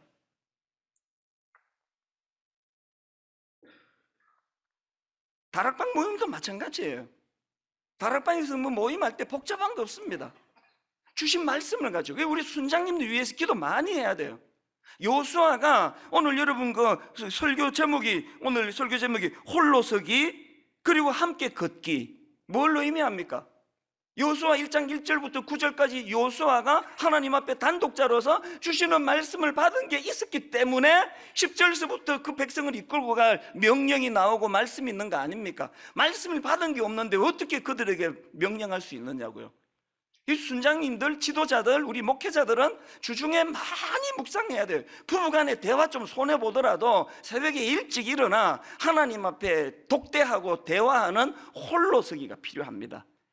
홀로서기가 충분히 이루어진 사람이, 그 사람이 할 수 있는 게 함께 걷기예요. 그 설교 제목이 내가 정했지만 흡족합니다. 홀로서기, 함께 걷기. 다락방은 가보세요. 홀로서기 없이 다락방 가면요 그 한 달을 못 나가요. 제가 지금요 분당을 개척하고 17년째 지금 18년째 다락방을 개편하는 걸 참여하고 또 지도하는데요. 근데 진짜 하나님의 솜씨가 놀라워요. 이게 컴퓨터도 그렇게 못할 거예요. 꼭 다락방에 이상한 사람 하나씩을 어떻게 자로재는 듯 하나씩 배정을 해요. 이제 한번 들어가 보세요. 진짜 맛이 간 사람 하나씩 딱딱딱 배정이 돼요. 이야, 이게 정말 의도적으로 한 거 아닌데요, 기가 막힙니다. 이번 그 구형 모임에 가서 한번 쓱 둘러보세요. 반드시 하나 있습니다. 봤는데 아무도 없다. 그럼 자기예요, 자기. 아, 이게 아무도 없으니 내가 맛이 갔구나. 조심하시면 돼요. 하나님 왜 이렇게 일하시느냐고요? 하나님은요, 내 인격을 다듬을 수 있는 조교로 그 이상한 사람 하나를 배정해 줘. 그래서 어떻게 해요? 내 인격으로 상대하면 100% 관객해져요. 말씀 한번 묵상하고 그 사람 대하고, 말씀 한번 묵상하고 그 사람 용서하고, 말씀 한번 묵상하고 그 사람을 사랑하고, 이 훈련으로 그렇게 보내준 거예요. 저는 여러분이 여호수아 1장 1절부터 9절까지 하나님 앞에서의 단독자로서는 이 말씀을 하나님 앞에 사모하는 여호수아의 모습을 배우실 뿐만 아니라 그 배운 말씀을 가지고 이 관계에 이게 적용이 돼서 내 인격으로 대하는 인간관계가 아니라 주신 말씀으로 상대방을 잘 섬기는 그런 우리 교회, 또 그런 다락방 되시기를 바랍니다. 건강한 공동체가 되기 위해서 세 번째가 있는데요, 12절을 보시겠습니까? 여호수아가 또 르우벤 지파와 갓 지파와 므낫세 반 지파에게 말하여 이르되, 즉 여호수아가 이 르우벤 지파와 갓 지파와 므낫세 반 지파에게 뭘 명령하는가 보니까 14절 15절을 보십시오. 너희의 처자와 가축은 모세가 너희에게 준 요단 이쪽 땅에 머무르려니와 너희 모든 용사들은 무장하고 너희의 형제보다 앞서 건너가서 그들을 돕되, 여호와께서 너희를 안식하게 하신 것 같이 너희의 형제도 안식하며 그들도 너희의 하나님 여호와께서 주시는 그 땅을 차지하기까지 하라. 그랬더니 그들이 뭐라고 응답하는가 하니까 16절입니다. 그들이 여호수아에게 대답하여 이르되, 당신이 우리에게 명령하신 것은 우리가 다 행할 것이요 당신이 우리를 보내시는 곳에는 우리가 가리이다. 이 말씀의 배경이 어떻게 되는가 하면요, 여기서 지목을 받은 르우벤 지파, 갓 지파, 므낫세 반 지파는 이미 요단 동편의 땅 분배가 끝난 상태예요. 자기 몫을 다 받은 상태예요. 그러니까 굳이 이제 가나안 땅으로 건너가서 이제 정복 전쟁을 치르지 않아도 되는 상태예요. 그럼 그들에게 여호수아가 이미 니들이 땅 분배가 니들 몫은 다 끝났다 하더라도 여기에 정착하지 말고 자녀와 가족들을 여기다 두고 이 정복 전쟁에 참여하라는 거예요. 그랬더니 16절, 당신이 우리를 보내시는 곳에는 우리가 가리이다. 여러분, 만약에 르우벤 지파, 갓 지파, 므낫세 반 지파들이 안나와 브론스키가 보여준 것처럼 자신의 욕구를 충족하는 데만 집중하는 그런 사랑을 하고 있었다면 안 갑니다. 왜 가야 돼요? 우린 지금 다 끝났는데 내 남의 지파를 위해서 왜 목숨을 겁니까? 그랬으면요, 가나안으로 진입도 하기 전에 지리멸렬, 지금 우리나라가 미친 듯이 지금 싸우고 있는 거 아닙니까? 아마 그렇게 됐을 거예요. 저는 분당 우리 교회와 또 우리 교회 소그룹 다락방이 이 15절이 갖고 있는 이 정신, 이걸 갖고 있는 공동체면 좋겠습니다. 여호와께서 너희를 안식하게 하신 것 같이 너희의 형제도 안식하며, 이게 얼마나 의미가 있는 겁니까? 이미 땅 다 배분을 받았다 하더라도 여호와께서 너희를 안식하게 하신 것 같이 너희의 형제도 안식하며 그들도 너희의 하나님 여호와께서 주시는 그 땅을 차지하기까지 그들을 잘 도와줘라. 네, 그렇게 하겠습니다. 이게 건강한 공동체라는 거예요. 저는 두 가지 말씀을 드리고 오늘 말씀을 마무리하려고 하는데요, 하나는 제가 어느 그 글에서 읽었는데요, 이제 성탄절입니다. 미국에는 막 이제 그 성탄절 전후로 선물이 막 엄청 많잖아요. 우체국이 막 굉장히 이제 붐비는데요, 어느 할머니가 우체국에 가셨어요. 연세가 많이 드신 할머니가 우체국에 가서 보니까 이제 줄이 막 굉장히 길어요. 이 할머니가 맨 끝에 서신 거예요. 그 젊은 직원이 보기에 그 안쓰럽잖아요. 가서 이제 안내를 도운 겁니다. 할머니, 무슨 도움이 필요하세요? 그랬더니 그 할머니가 우표 2장 사러 왔습니다. 그러니까 그 직원이 이렇게 안내를 했습니다. 할머니, 그러면 이 줄이 너무 긴데요, 여기 그 기계에다가 동전 넣어도 우표를 사실 수 있으니까 여기 줄 서지 말고 이 스탬프 기계로 오시면은 우표를 살 수 있습니다. 그랬더니 할머니가 뭐라고 말한지 아십니까? 그거 나도 알아요. 아시는데 그 줄을 섰대요. 이거 뭘 의미하는지 자 들어보세요. 나도 알아요. 그런데 저 기계는 카운트에 있는 아가씨처럼 저에게 잘 지내셨느냐고, 요새 허리 아프신 것은 어떠시냐고, 손자들 잘 있느냐고 묻지를 않잖아요. 이 웃기려고 쓴 글 같은데 나는 그 마음이 슬픈 거예요. 이게 현실이니까. 사실 그 기계에다가 돈 넣으면 금방 우표를 찾는데 그 줄을 길게 서면서 그 안부 묻고 격려 좀 받고 싶어하는 이 연세 드신 할머니의 마음이 오늘 우리 모든 이 시대를 살아가는 저와 여러분의 모습 아니겠습니까? 이제 우리 구역 모임 소그룹 다락방 어떤 모습이어야 될까요? 이 다락방에만 오면은 말씀을 근거로 해서 서로 위로하고 서로 격려하고, 말씀을 근거해서 말씀이 주는 힘으로 그를 용서하고, 그런가 하면은 두 번째로 결론을 맺으면서 드리고 싶은 이야기가 하나 더 있는데요. 지난 연말에 저희 교회 그 찬양대 연합으로 칸타타를 했지 않습니까? 매 칸타타마다 저는 감동을 받는데 작년 겨울 마지막 그 연말도요, 너무나 감동을 받았습니다. 얼마나 준비를 많이 한 흔적이 보이는데, 저는요 그 칸타타가 끝나고 그 다음 수요일 날 오전에 이게 제일 먼저 나온 곡이에요. 찬양의 심포니라는 그 곡을요 조금만 과장하면 한 100번은 들었을 거예요. 계속 리와인드 하면서 그거를 듣다가 나중에는요 제가 많이 울었습니다. 어느 한 대목이 이렇게 상상이 되어지는데요, 그 찬양이요 제목이 찬양의 심포니예요. 가사가 이렇게 시작하더라고요. 우주의 작곡자요 지휘자가 주의 오케스트라 앞에 서네, 피조물은 정교한 악기를 들고 하늘의 물이 환호하네. 상상을 가지고 한번 여러분이 한번 그려보세요. 우주를 창조하신 하나님이 지휘봉을 드시고 지휘대석에 계세요. 그리고 모든 하나님의 창조 세계, 피조 세계가 그 지휘자 되시는 하나님의 손끝을 따라 가지고 하모니를 이루며 찬양을 한다는 거예요.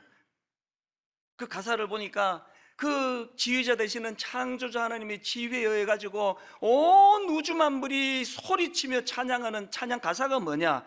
존귀 죽임 당하신 어린 양 예수 그리스도를 찬양하고 그분을 경배하며 온 우주 만물과 더불어서 조화롭게 주님 안에서 기쁘고 행복한, 또 하나님께 영광을 돌려드리는 그런 분당 우리 교회, 그런 우리 다락방, 그런 우리 모든 공동체 되시기를 주님 이름으로 축복합니다.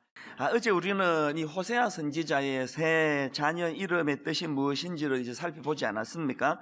큰아들 이름인 이스라엘은 예후에 의해 대량 학살에 이르는 그 지역 이름이라고 그렇게 말씀을 드렸고요. 그 둘째 딸 이름인 그 로루하마는 그 긍휼을 받지 못한 사람 이런 뜻이고, 그 다음에 막내 로암미는 그 백성이 아님 이런 뜻을 가진 이름이라고 말씀을 드렸습니다. 근데 이제 이 이름들의 그 공통점이 뭐냐 하니까 하나님께서 이런 좀 이상한 이름을 지으라고 그러시면서 이제 이 세 이름의 의미를 부여하는 것을 보니까 셋 다 그 타락했던 그 당시 이스라엘 백성들과 관련이 있다는 겁니다. 그래서 이제 그 세 자녀 입장에서 이 이름을 받은 세 자녀 입장에서의 그 말씀은 내일 살펴볼 생각이고요. 이제 오늘은 이 세 이름을 가지고 하나님의 심정이 그거 아닙니까? 이런 이름을 주실 때 하나님은 이걸 매개로 해서 타락한 백성들이 회개하기를 원하시니까 이제 이 새 이름을 매개로 해서 오늘 우리가 하나님 주시는 그 경고의 메시지를 좀 이제 찾아보려고 하는데요. 자, 먼저 그 큰아들 이름인 이스라엘과 관련해서는 4절입니다. 여호와께서 호세아에게 이르시되 그의 이름을 이스라엘이라 하라. 조금 후에 내가 이스라엘의 피를 예후의 집에 갚으며 이스라엘 족속의 나라를 패할 것임이니라. 자, 여기 보면 하나님께서 이 예후의 집을 망하게 하시겠다, 그런 말씀이 나오는데요. 사실 이것도 좀 해석이 좀 난해한 구절입니다. 사실 예후가 패한 아합 왕은 하나님 보시기에 악한 왕들 중에 가장 악한 왕 중에 하나였거든요. 열왕기상 16장 30절에 보니까 오므리의 아들 아합이 그의 이전의 모든 사람보다 여호와 보시기에 악을 더욱 행하여, 이런 짓을 저지른 악한 왕 중에 악한 왕이 아합인데, 이런 악한 왕을 패한 것은 이거 잘한 거 아닙니까? 근데 왜 하나님께서는 그 예후의 집을 심판하시겠다, 왜 이런 말씀을 주시는가? 그것은요, 그 예후와 또 그 후대인 예후 왕조가 가진 두 가지 문제점 때문에 그렇습니다. 첫 번째 문제가 뭐냐? 이 권력을 잡은 예후 왕조가 자기들이 패한 오므리 왕조와 똑같은 타락의 길을 걸었기 때문입니다. 열왕기하 10장 30절에 보면 이런 말씀이 나옵니다. 세 번역으로 보니까요, 주님께서 예후에게 말씀하셨다. 너는 내가 보기에 일을 바르게 잘하여 내 마음에 들도록 아합의 가문을 잘 처리하였으니 내 4대 자손까지는 이스라엘의 왕위를 지키게 될 것이다. 이걸 보면 그 아합 왕을 패한 것에 대한 심판이 아니에요. 하나님이 인정해 주셨거든요. 근데 그 다음 31절을 보십시오. 그러나, 이 성경에 있던 이 그러나라는 이 접속사가 항상 문제예요. 그러나 예후는 주 이스라엘의 하나님의 율법을 지키는 일에 마음을 다 기울이지는 못하였고 이스라엘로 죄를 짓게 한 여로보암의 죄로부터 돌아서지는 못하였다. 이게 어떤 상황인지 아시겠죠? 예후가 일어나 그 악한 아합 왕을 처단하던 그 초기에는 바알 신당을 전멸시키고 그 아합 왕 일당들이 저질렀던 그 하나님 보시기에 참 부끄러운 것들을 그거 다 전멸시키는 개혁을 단행했는데, 근데 시간이 지나면서 자기들이 패한 오므리 왕조와 똑같은 길을 답습하며 걸어갔던 게 이게 예후 왕조가 가진 치명적인 문제점이라는 거예요. 여러분, 저는 이 본문을 묵상을 하면서요, 이 우리말에 욕하면서 닮아간다는 게 있지 않습니까? 그렇게 막 피가 끓게 신학교 처음 들어가가지고 기성세대의 문제점을 비판하고 비난하고 이제 한국교회를 우리 시대가 개혁하자고 그렇게 꿈을 꿨는데 한 10년, 20년 지나면서 그 윗대 그 정치하는 타락한 정치하는 그런 목사님들보다 훨씬 더한 길로 가는 이런 모습을 참 가슴 아프게 보는 게 현실이거든요. 저는 오늘 우리 청년들이 제 뒤에 이렇게 포진하고 있는 것 자체가 저는 가슴이 떨려요. 저는 어른들 모인데 부흥회를 해달라, 뭐 집회를 인도해달라는 아무 부담이 없습니다. 저는 저보다 동년배나 나이가 많은 어른들에 대해서는 하나도 부담이 안 가요. 뭐 어른이니까 내가 무슨 실수를 한들 뭐 귀엽게 봐주실 거 아닙니까? 그리고 어른들에 대해서는 항상 우리가 마음대로 비판할 수 있는 거 아닙니까? 제가 신학교 가가지고 특강할 때 또 신학교 가가지고 그 말씀을 전할 때 항상 그런 이야기를 합니다. 내가 이 자리 서기까지 집회 요청을 받고 얼마나 내가 여기 올까 말까 망설였는지 모른다고, 여기 설 자신이 없는 거예요. 그래서 제가 우리 청년들 보고 항상 하는 이야기가, 당신들은 우리 세대를 마음껏 비판해라. 그거 젊은이의 특권이다. 이찬수 목사가 그 기성세대 중에 한 사람이니까 내가 지금 도마 위에 올라가 있으니까 나를 마음껏 비판해라. 그리고 나를 극복해라. 단 준비하면서 비판해라. 준비하지 않고 기성세대에서 비판만 하면 20, 30년 지나 그 여러분의 다음 세대에게 더 비참하게 밟히게 될 것이다. 그런 이야기를 하거든요. 저는 물이 위에서 아래로 흐르듯이요, 제 윗대 뭐 우리 형님이 전 막내로 자랐으니까 저는 제 형님이나 저희 누나들보다도 그 조카가 난 더 무서워요. 제 형한테 뭐 무슨 책 잡힐 일이 있겠습니까? 막내인데. 우리 조카들 앞에 제가 참 부끄럽지 않은 그런 어른이 되고 싶거든요. 삼촌이 되고 싶거든요. 오늘 여기 우리 청년들이요, 그렇게 피부 탱탱하게 저를 쳐다보고 있지만 뭐 언제까지 그럴 줄 아세요? 곧 이렇게 돼요. 곧. 그리고 이제 여러분들이 기성세대의 젊은이들이 교회를 지금 많이 떠난다 그러잖아요. 지난 여름에 제가 만났던 그 목사가 그냥 성추행하고 이따위 짓이 난다고 나는 이제 교회를 떠날 거라고, 그런 청년에게 제가 사실은요 많이 나무라고 싶었거든요. 나무랄 수 있는 내용이 사실 많습니다. 그 젊은 시절에는 그렇게 꾸지람 들으면서 자라야 되는데 그 청년에게 가장 비극이 뭔지 아시잖아요. 이제는 꾸지람 들을 대상이 없어져 버린 거예요. 제가 그 청년을 나무란들 무슨 소용이 있습니까? 속으로 놀고 자빠졌네, 니나 잘해라, 성추행이나 하지 마라, 이런 생각을 하고 제 지적을 받을 건데요, 이게 저는 참 마음이 아프고 또 부끄럽고 미안하지만 여러분들이 이 젊은 세대가 그렇다고 해가지고 열받아가지고 나 교회 떠난다, 이제 난 교회 안 간다, 누구 좋으라고 그런 생각을 함? 누구 좋으라고? 그럴수록 여러분이 더 매달려야죠. 이 어른들 세대가 그냥 엉망으로 만들어 놓은 한국 교회를 우리 세대가 되돌려야 되겠다 그러면 교회 떠난다 그러면 안 되는 거죠. 예후 왕조가 그 앞에 있던 오므리 왕조를 개혁을 단행하고 그렇게 자기들이 멋지게 출발을 했지만 나중에 똑같이 하나님 앞에서 부끄러운 자리에 빠진 이것이 우리에게 얼마나 무서운 교훈을 주는 거예요. 그래서 저는 하나님 앞에서 오늘 우리 청년들을 특별히 축복하기를 원하는데 진심으로 바라고 또 바랍니다. 우리 신학을 하고 목회하는 목회자들은 저를 위시한 저희 세대를 비판하고 저희 세대를 극복해서 저희 세대가 저질러 놓은 수많은 잘못된 것들을 청산하는 참 아름다운 후배 목회자들이 양산되기를 바라고요. 오늘 여기 이 새벽에 말씀을 삼은 우리 청년들, 젊은이들은 우리 같은 부모 세대가 저질러 놓은 수많은 잘못된 것들 진심으로 여러분 미안하고 또 미안한데요, 용서를 구하는데요, 여러분 세대는 이것들을 청산하고 개혁하는 그런 세대가 됐으면 좋겠습니다. 우리를 답습하지 않으시기를 바라요.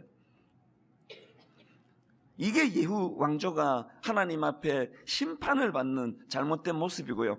그런가 하면은 예후 왕조의 두 번째 문제점이 뭐냐 하니까 그러면 왜 예후 왕조가 시간이 지나면서 오므리 왕조와 똑같은 타락의 길을 걷게 됐나? 그들의 잘못 두 번째가 뭐냐? 그건요, 개혁의 첫 출발이 온전하지 않은 개혁이었기 때문에 그렇습니다. 열왕기하 10장 28절을 보세요. 예후가 이와 같이 이스라엘 중에서 바알을 멸하였으나 이스라엘에게 범죄하게 한 느밧의 아들 여로보암의 죄, 곧 베델과 단에 있는 금송아지를 섬기는 죄에서는 떠나지 아니하였더라. 이해가 되세요? 예후가 단행한 개혁의 문제점이 뭔가 하면은 바알은 멸하였지만 금송아지를 섬기는 죄는 청산하지 않은, 온전하지 않은 개혁이었다는 거예요.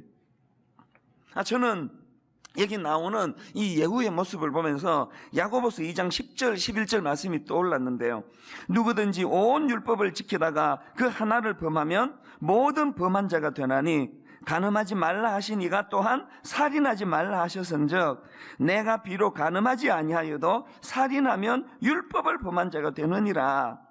두려운 마음으로 이 말씀을 받아야 돼요.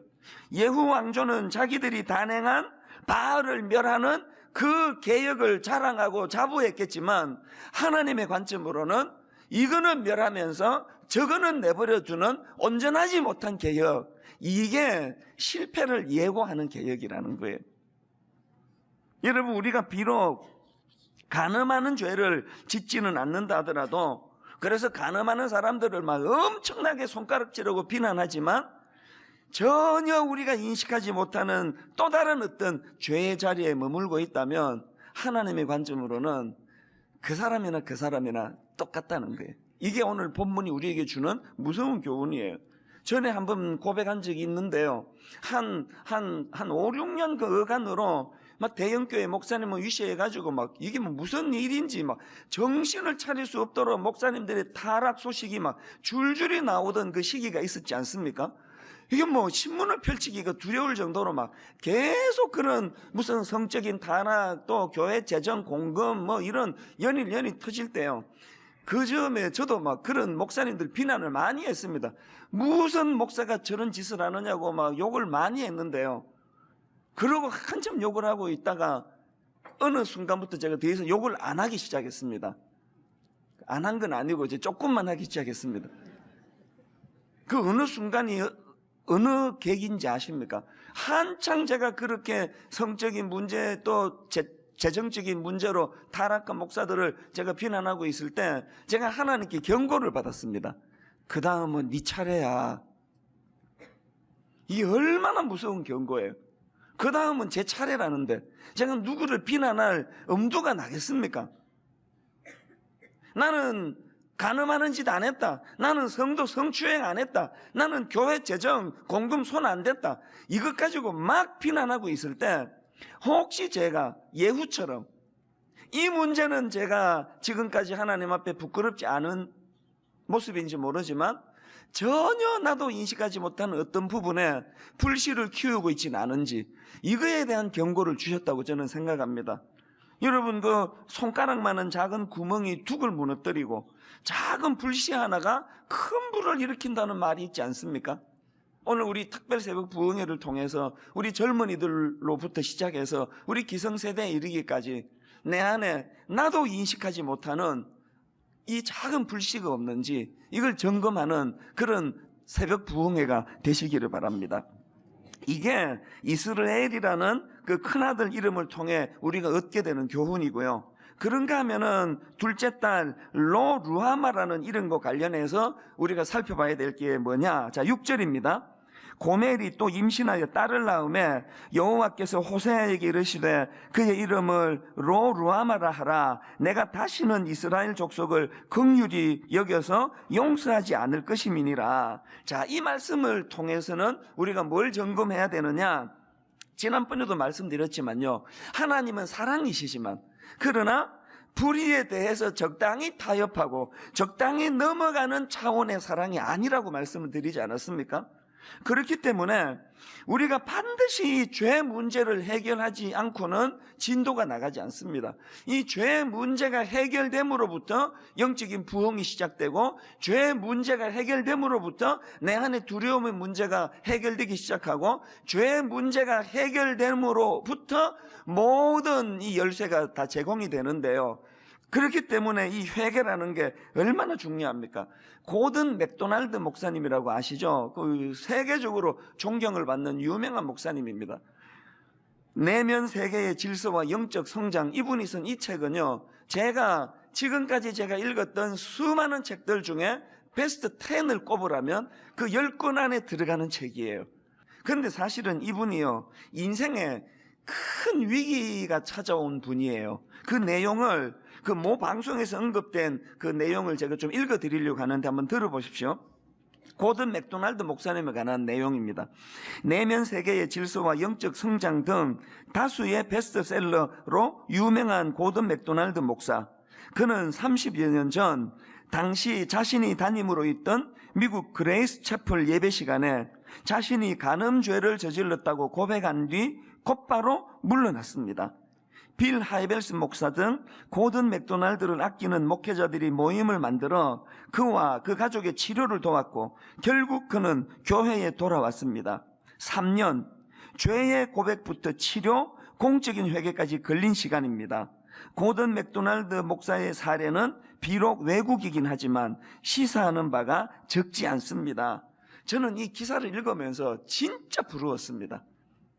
정말 부러웠어요. 정말. 왜? 오늘 대한민국 교회에 이런 사례가 단 한 번도 없었기 때문이에요. 문제가 뭡니까?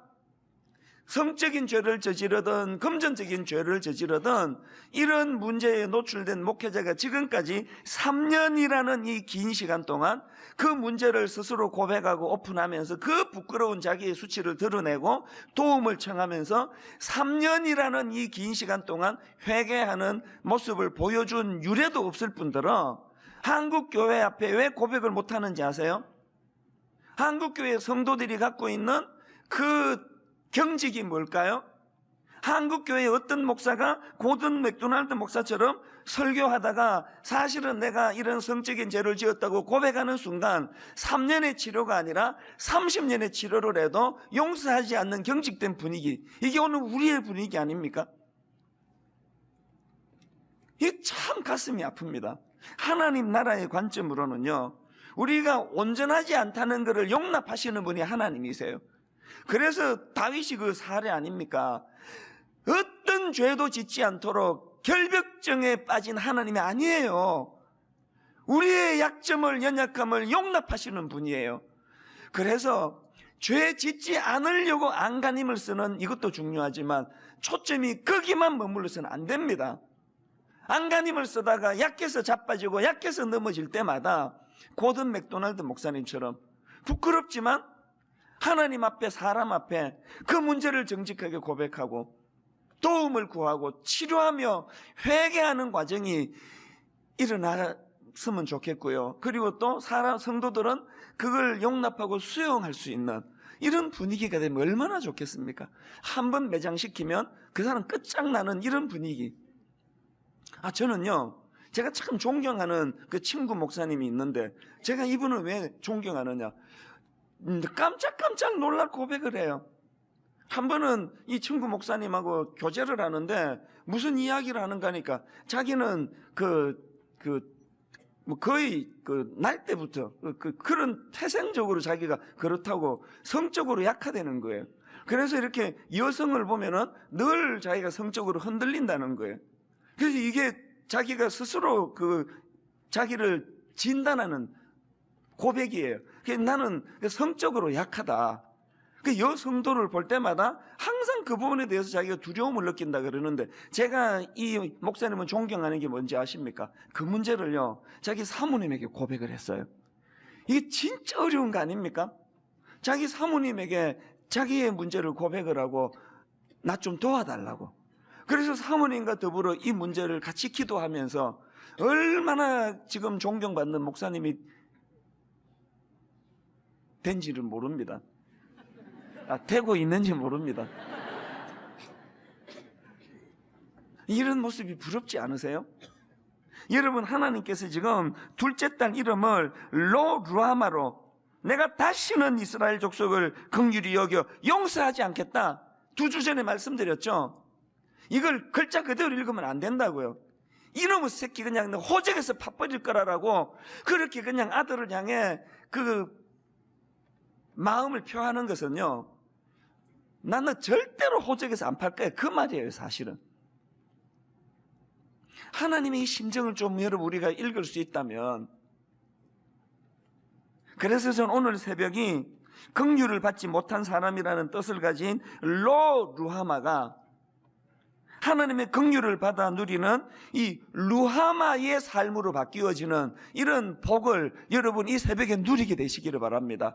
이것이 가능하기 위해서는 내가 오늘부터 죽을 때까지 나 죄 안 지을 거야 라고 그렇게 결단하는 게 아니라, 고든 맥도날드 목사님처럼 어떤 내가 부끄러운 자리에 빠졌든지 그 문제를 하나님 앞에 고백하고, 또 그런 자리에 빠지지 않도록 심지어는 자기 아내에게, 내가 다른 여자에게 내가 성적인 충동을 느낀다는 이런 부끄러운 이야기를 당신이 나 좀 도와달라고 그렇게 고백할 수 있는 그 목사님과 같은 그런 모습이 참 우리 안에 일어나기를 저는 간절히 바랍니다.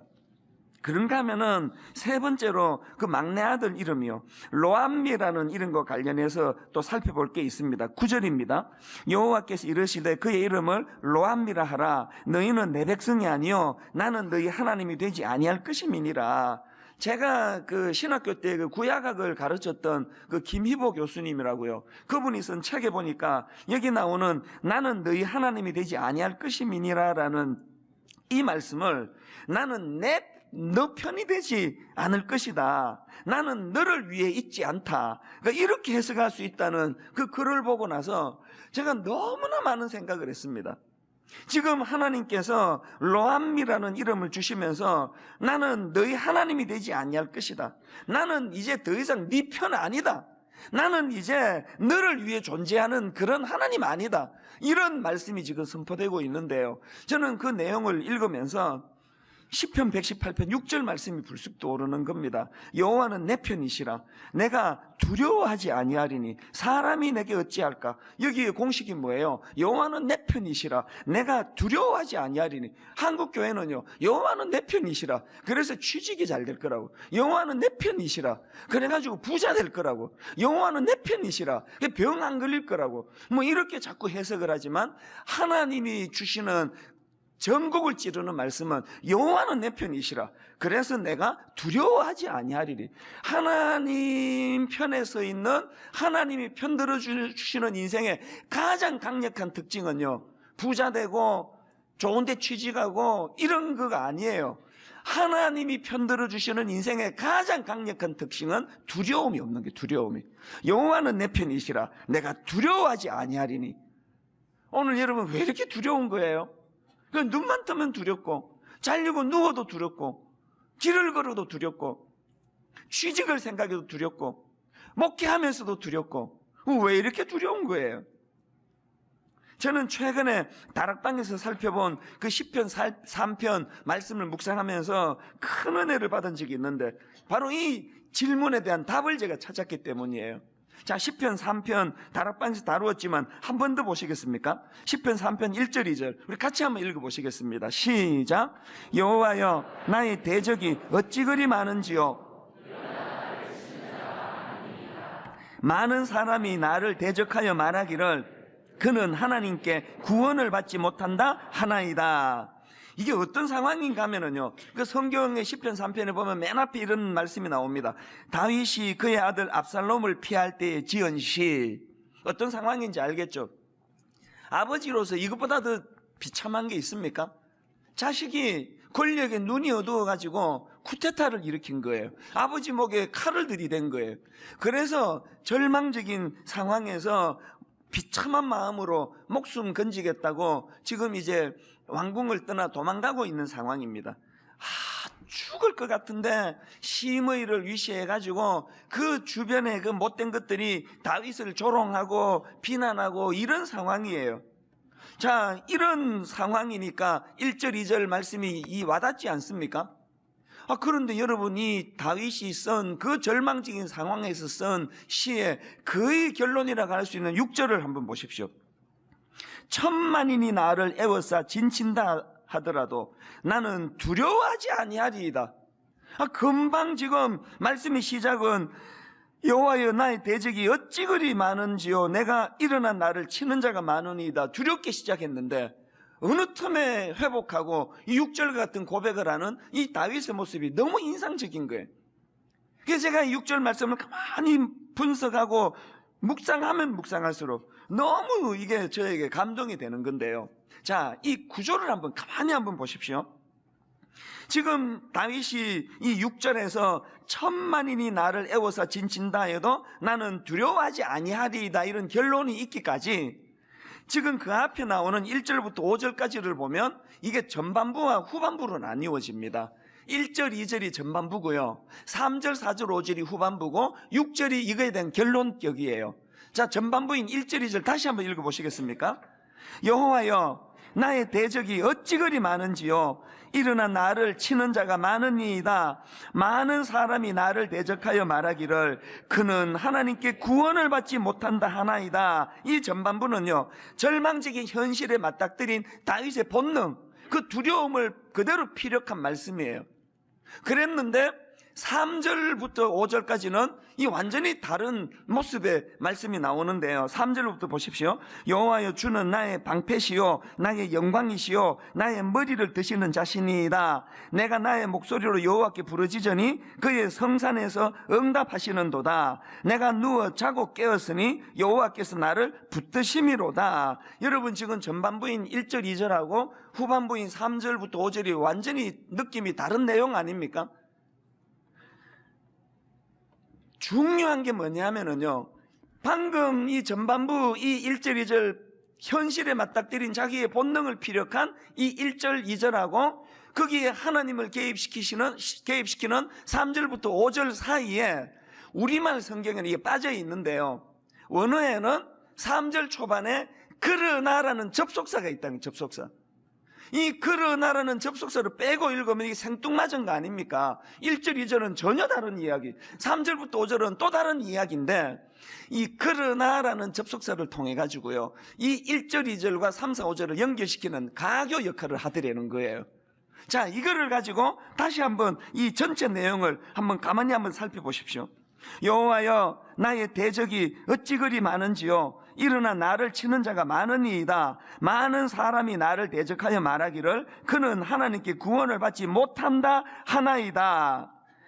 그러나 여호와여 주는 나의 방패시요 나의 영광이시요 나의 머리를 드시는 자신이이다. 내가 나의 목소리로 여호와께 부르짖으니 그의 성산에서 응답하시는도다. 내가 누워 자고 깨었으니 여호와께서 나를 붙드심이로다. 그 절망적인 상황 속에서 뭐라고 말합니까? 내가 누워 자고 깨었으니 불면증이 없다는 거 아닙니까?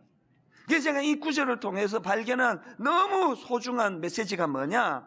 여러분, 인생은 딱 두 종류밖에 없습니다. 한 종류는요, 살아가다 불안하고 두려운 일이 있을 때 3절로 넘어가는 그러나라는 사다리가 없는 인생이에요. 그러니까 1절 2절에 갇혀 사는 인생이에요. 막 맨날 죽을 것 같고 맨날 두렵고 맨날 절망적이고. 그러나 두 번째 부류의 인생은 어떤 인생일까요? 1절 2절과 같은 절망적인 상황이 맞닥뜨려질 때 3절로 연결되는 그러나라는 사다리가 있는 인생이에요. 사다리가 있어서 3절부터 5절로 건너가 하나님의 함께 하심, 하나님의 도우심, 내 편인 하나님의 일하심을 목도하는 인생이 있습니다. 그런 인생이 도달하는 결론이 6절이라는 거예요. 천만인이 나를 애워싸 진친다 하여도 나는 두려워하지 아니하리이다. 오늘 여러분이 막내 아들 로암미라는 이름이 가진 절망이 뭐예요? 나는 너희 하나님이 되지 아니할 것임이라. 나는 더 이상 내 편이 되지 않을 것이다. 나는 너를 위해 있지 않다. 이 절망적인 하나님의 말씀이 로암미가 오늘 이 새벽에 암미로 바뀌어지는 은혜가 있기를 바랍니다. 하나님이 내 편이신 인생, 절망적일 때 하나님이 시편에서 다윗이 방금 보여줬던 3절부터 5절까지로 나를 인도하시는 인생, 이게 가능하기 위해서 어떻게 해야 된다고요? 회개. 이 회개라고 하는 도구를 통해 그러나라는 사다리를 장만하는 귀하고 복된 여러분 되시기를 주님 이름으로 축복합니다. 오늘 여러분 첫날 첫 시간, 작년 이 시간에도 그렇게 했는데요, 한번 다 자리에서 일어나셔서 여러분 이 첫날 첫 시간 성령님의 은혜를 구하는 회개의 역사도요, 성령이 도와주지 않으시면 이게 불가능합니다. 하나님 이번 특세 동안 성령님이 주관해 주셔서 성령님이 기뻐하시는 회개의 자리로 나아가기를 원합니다.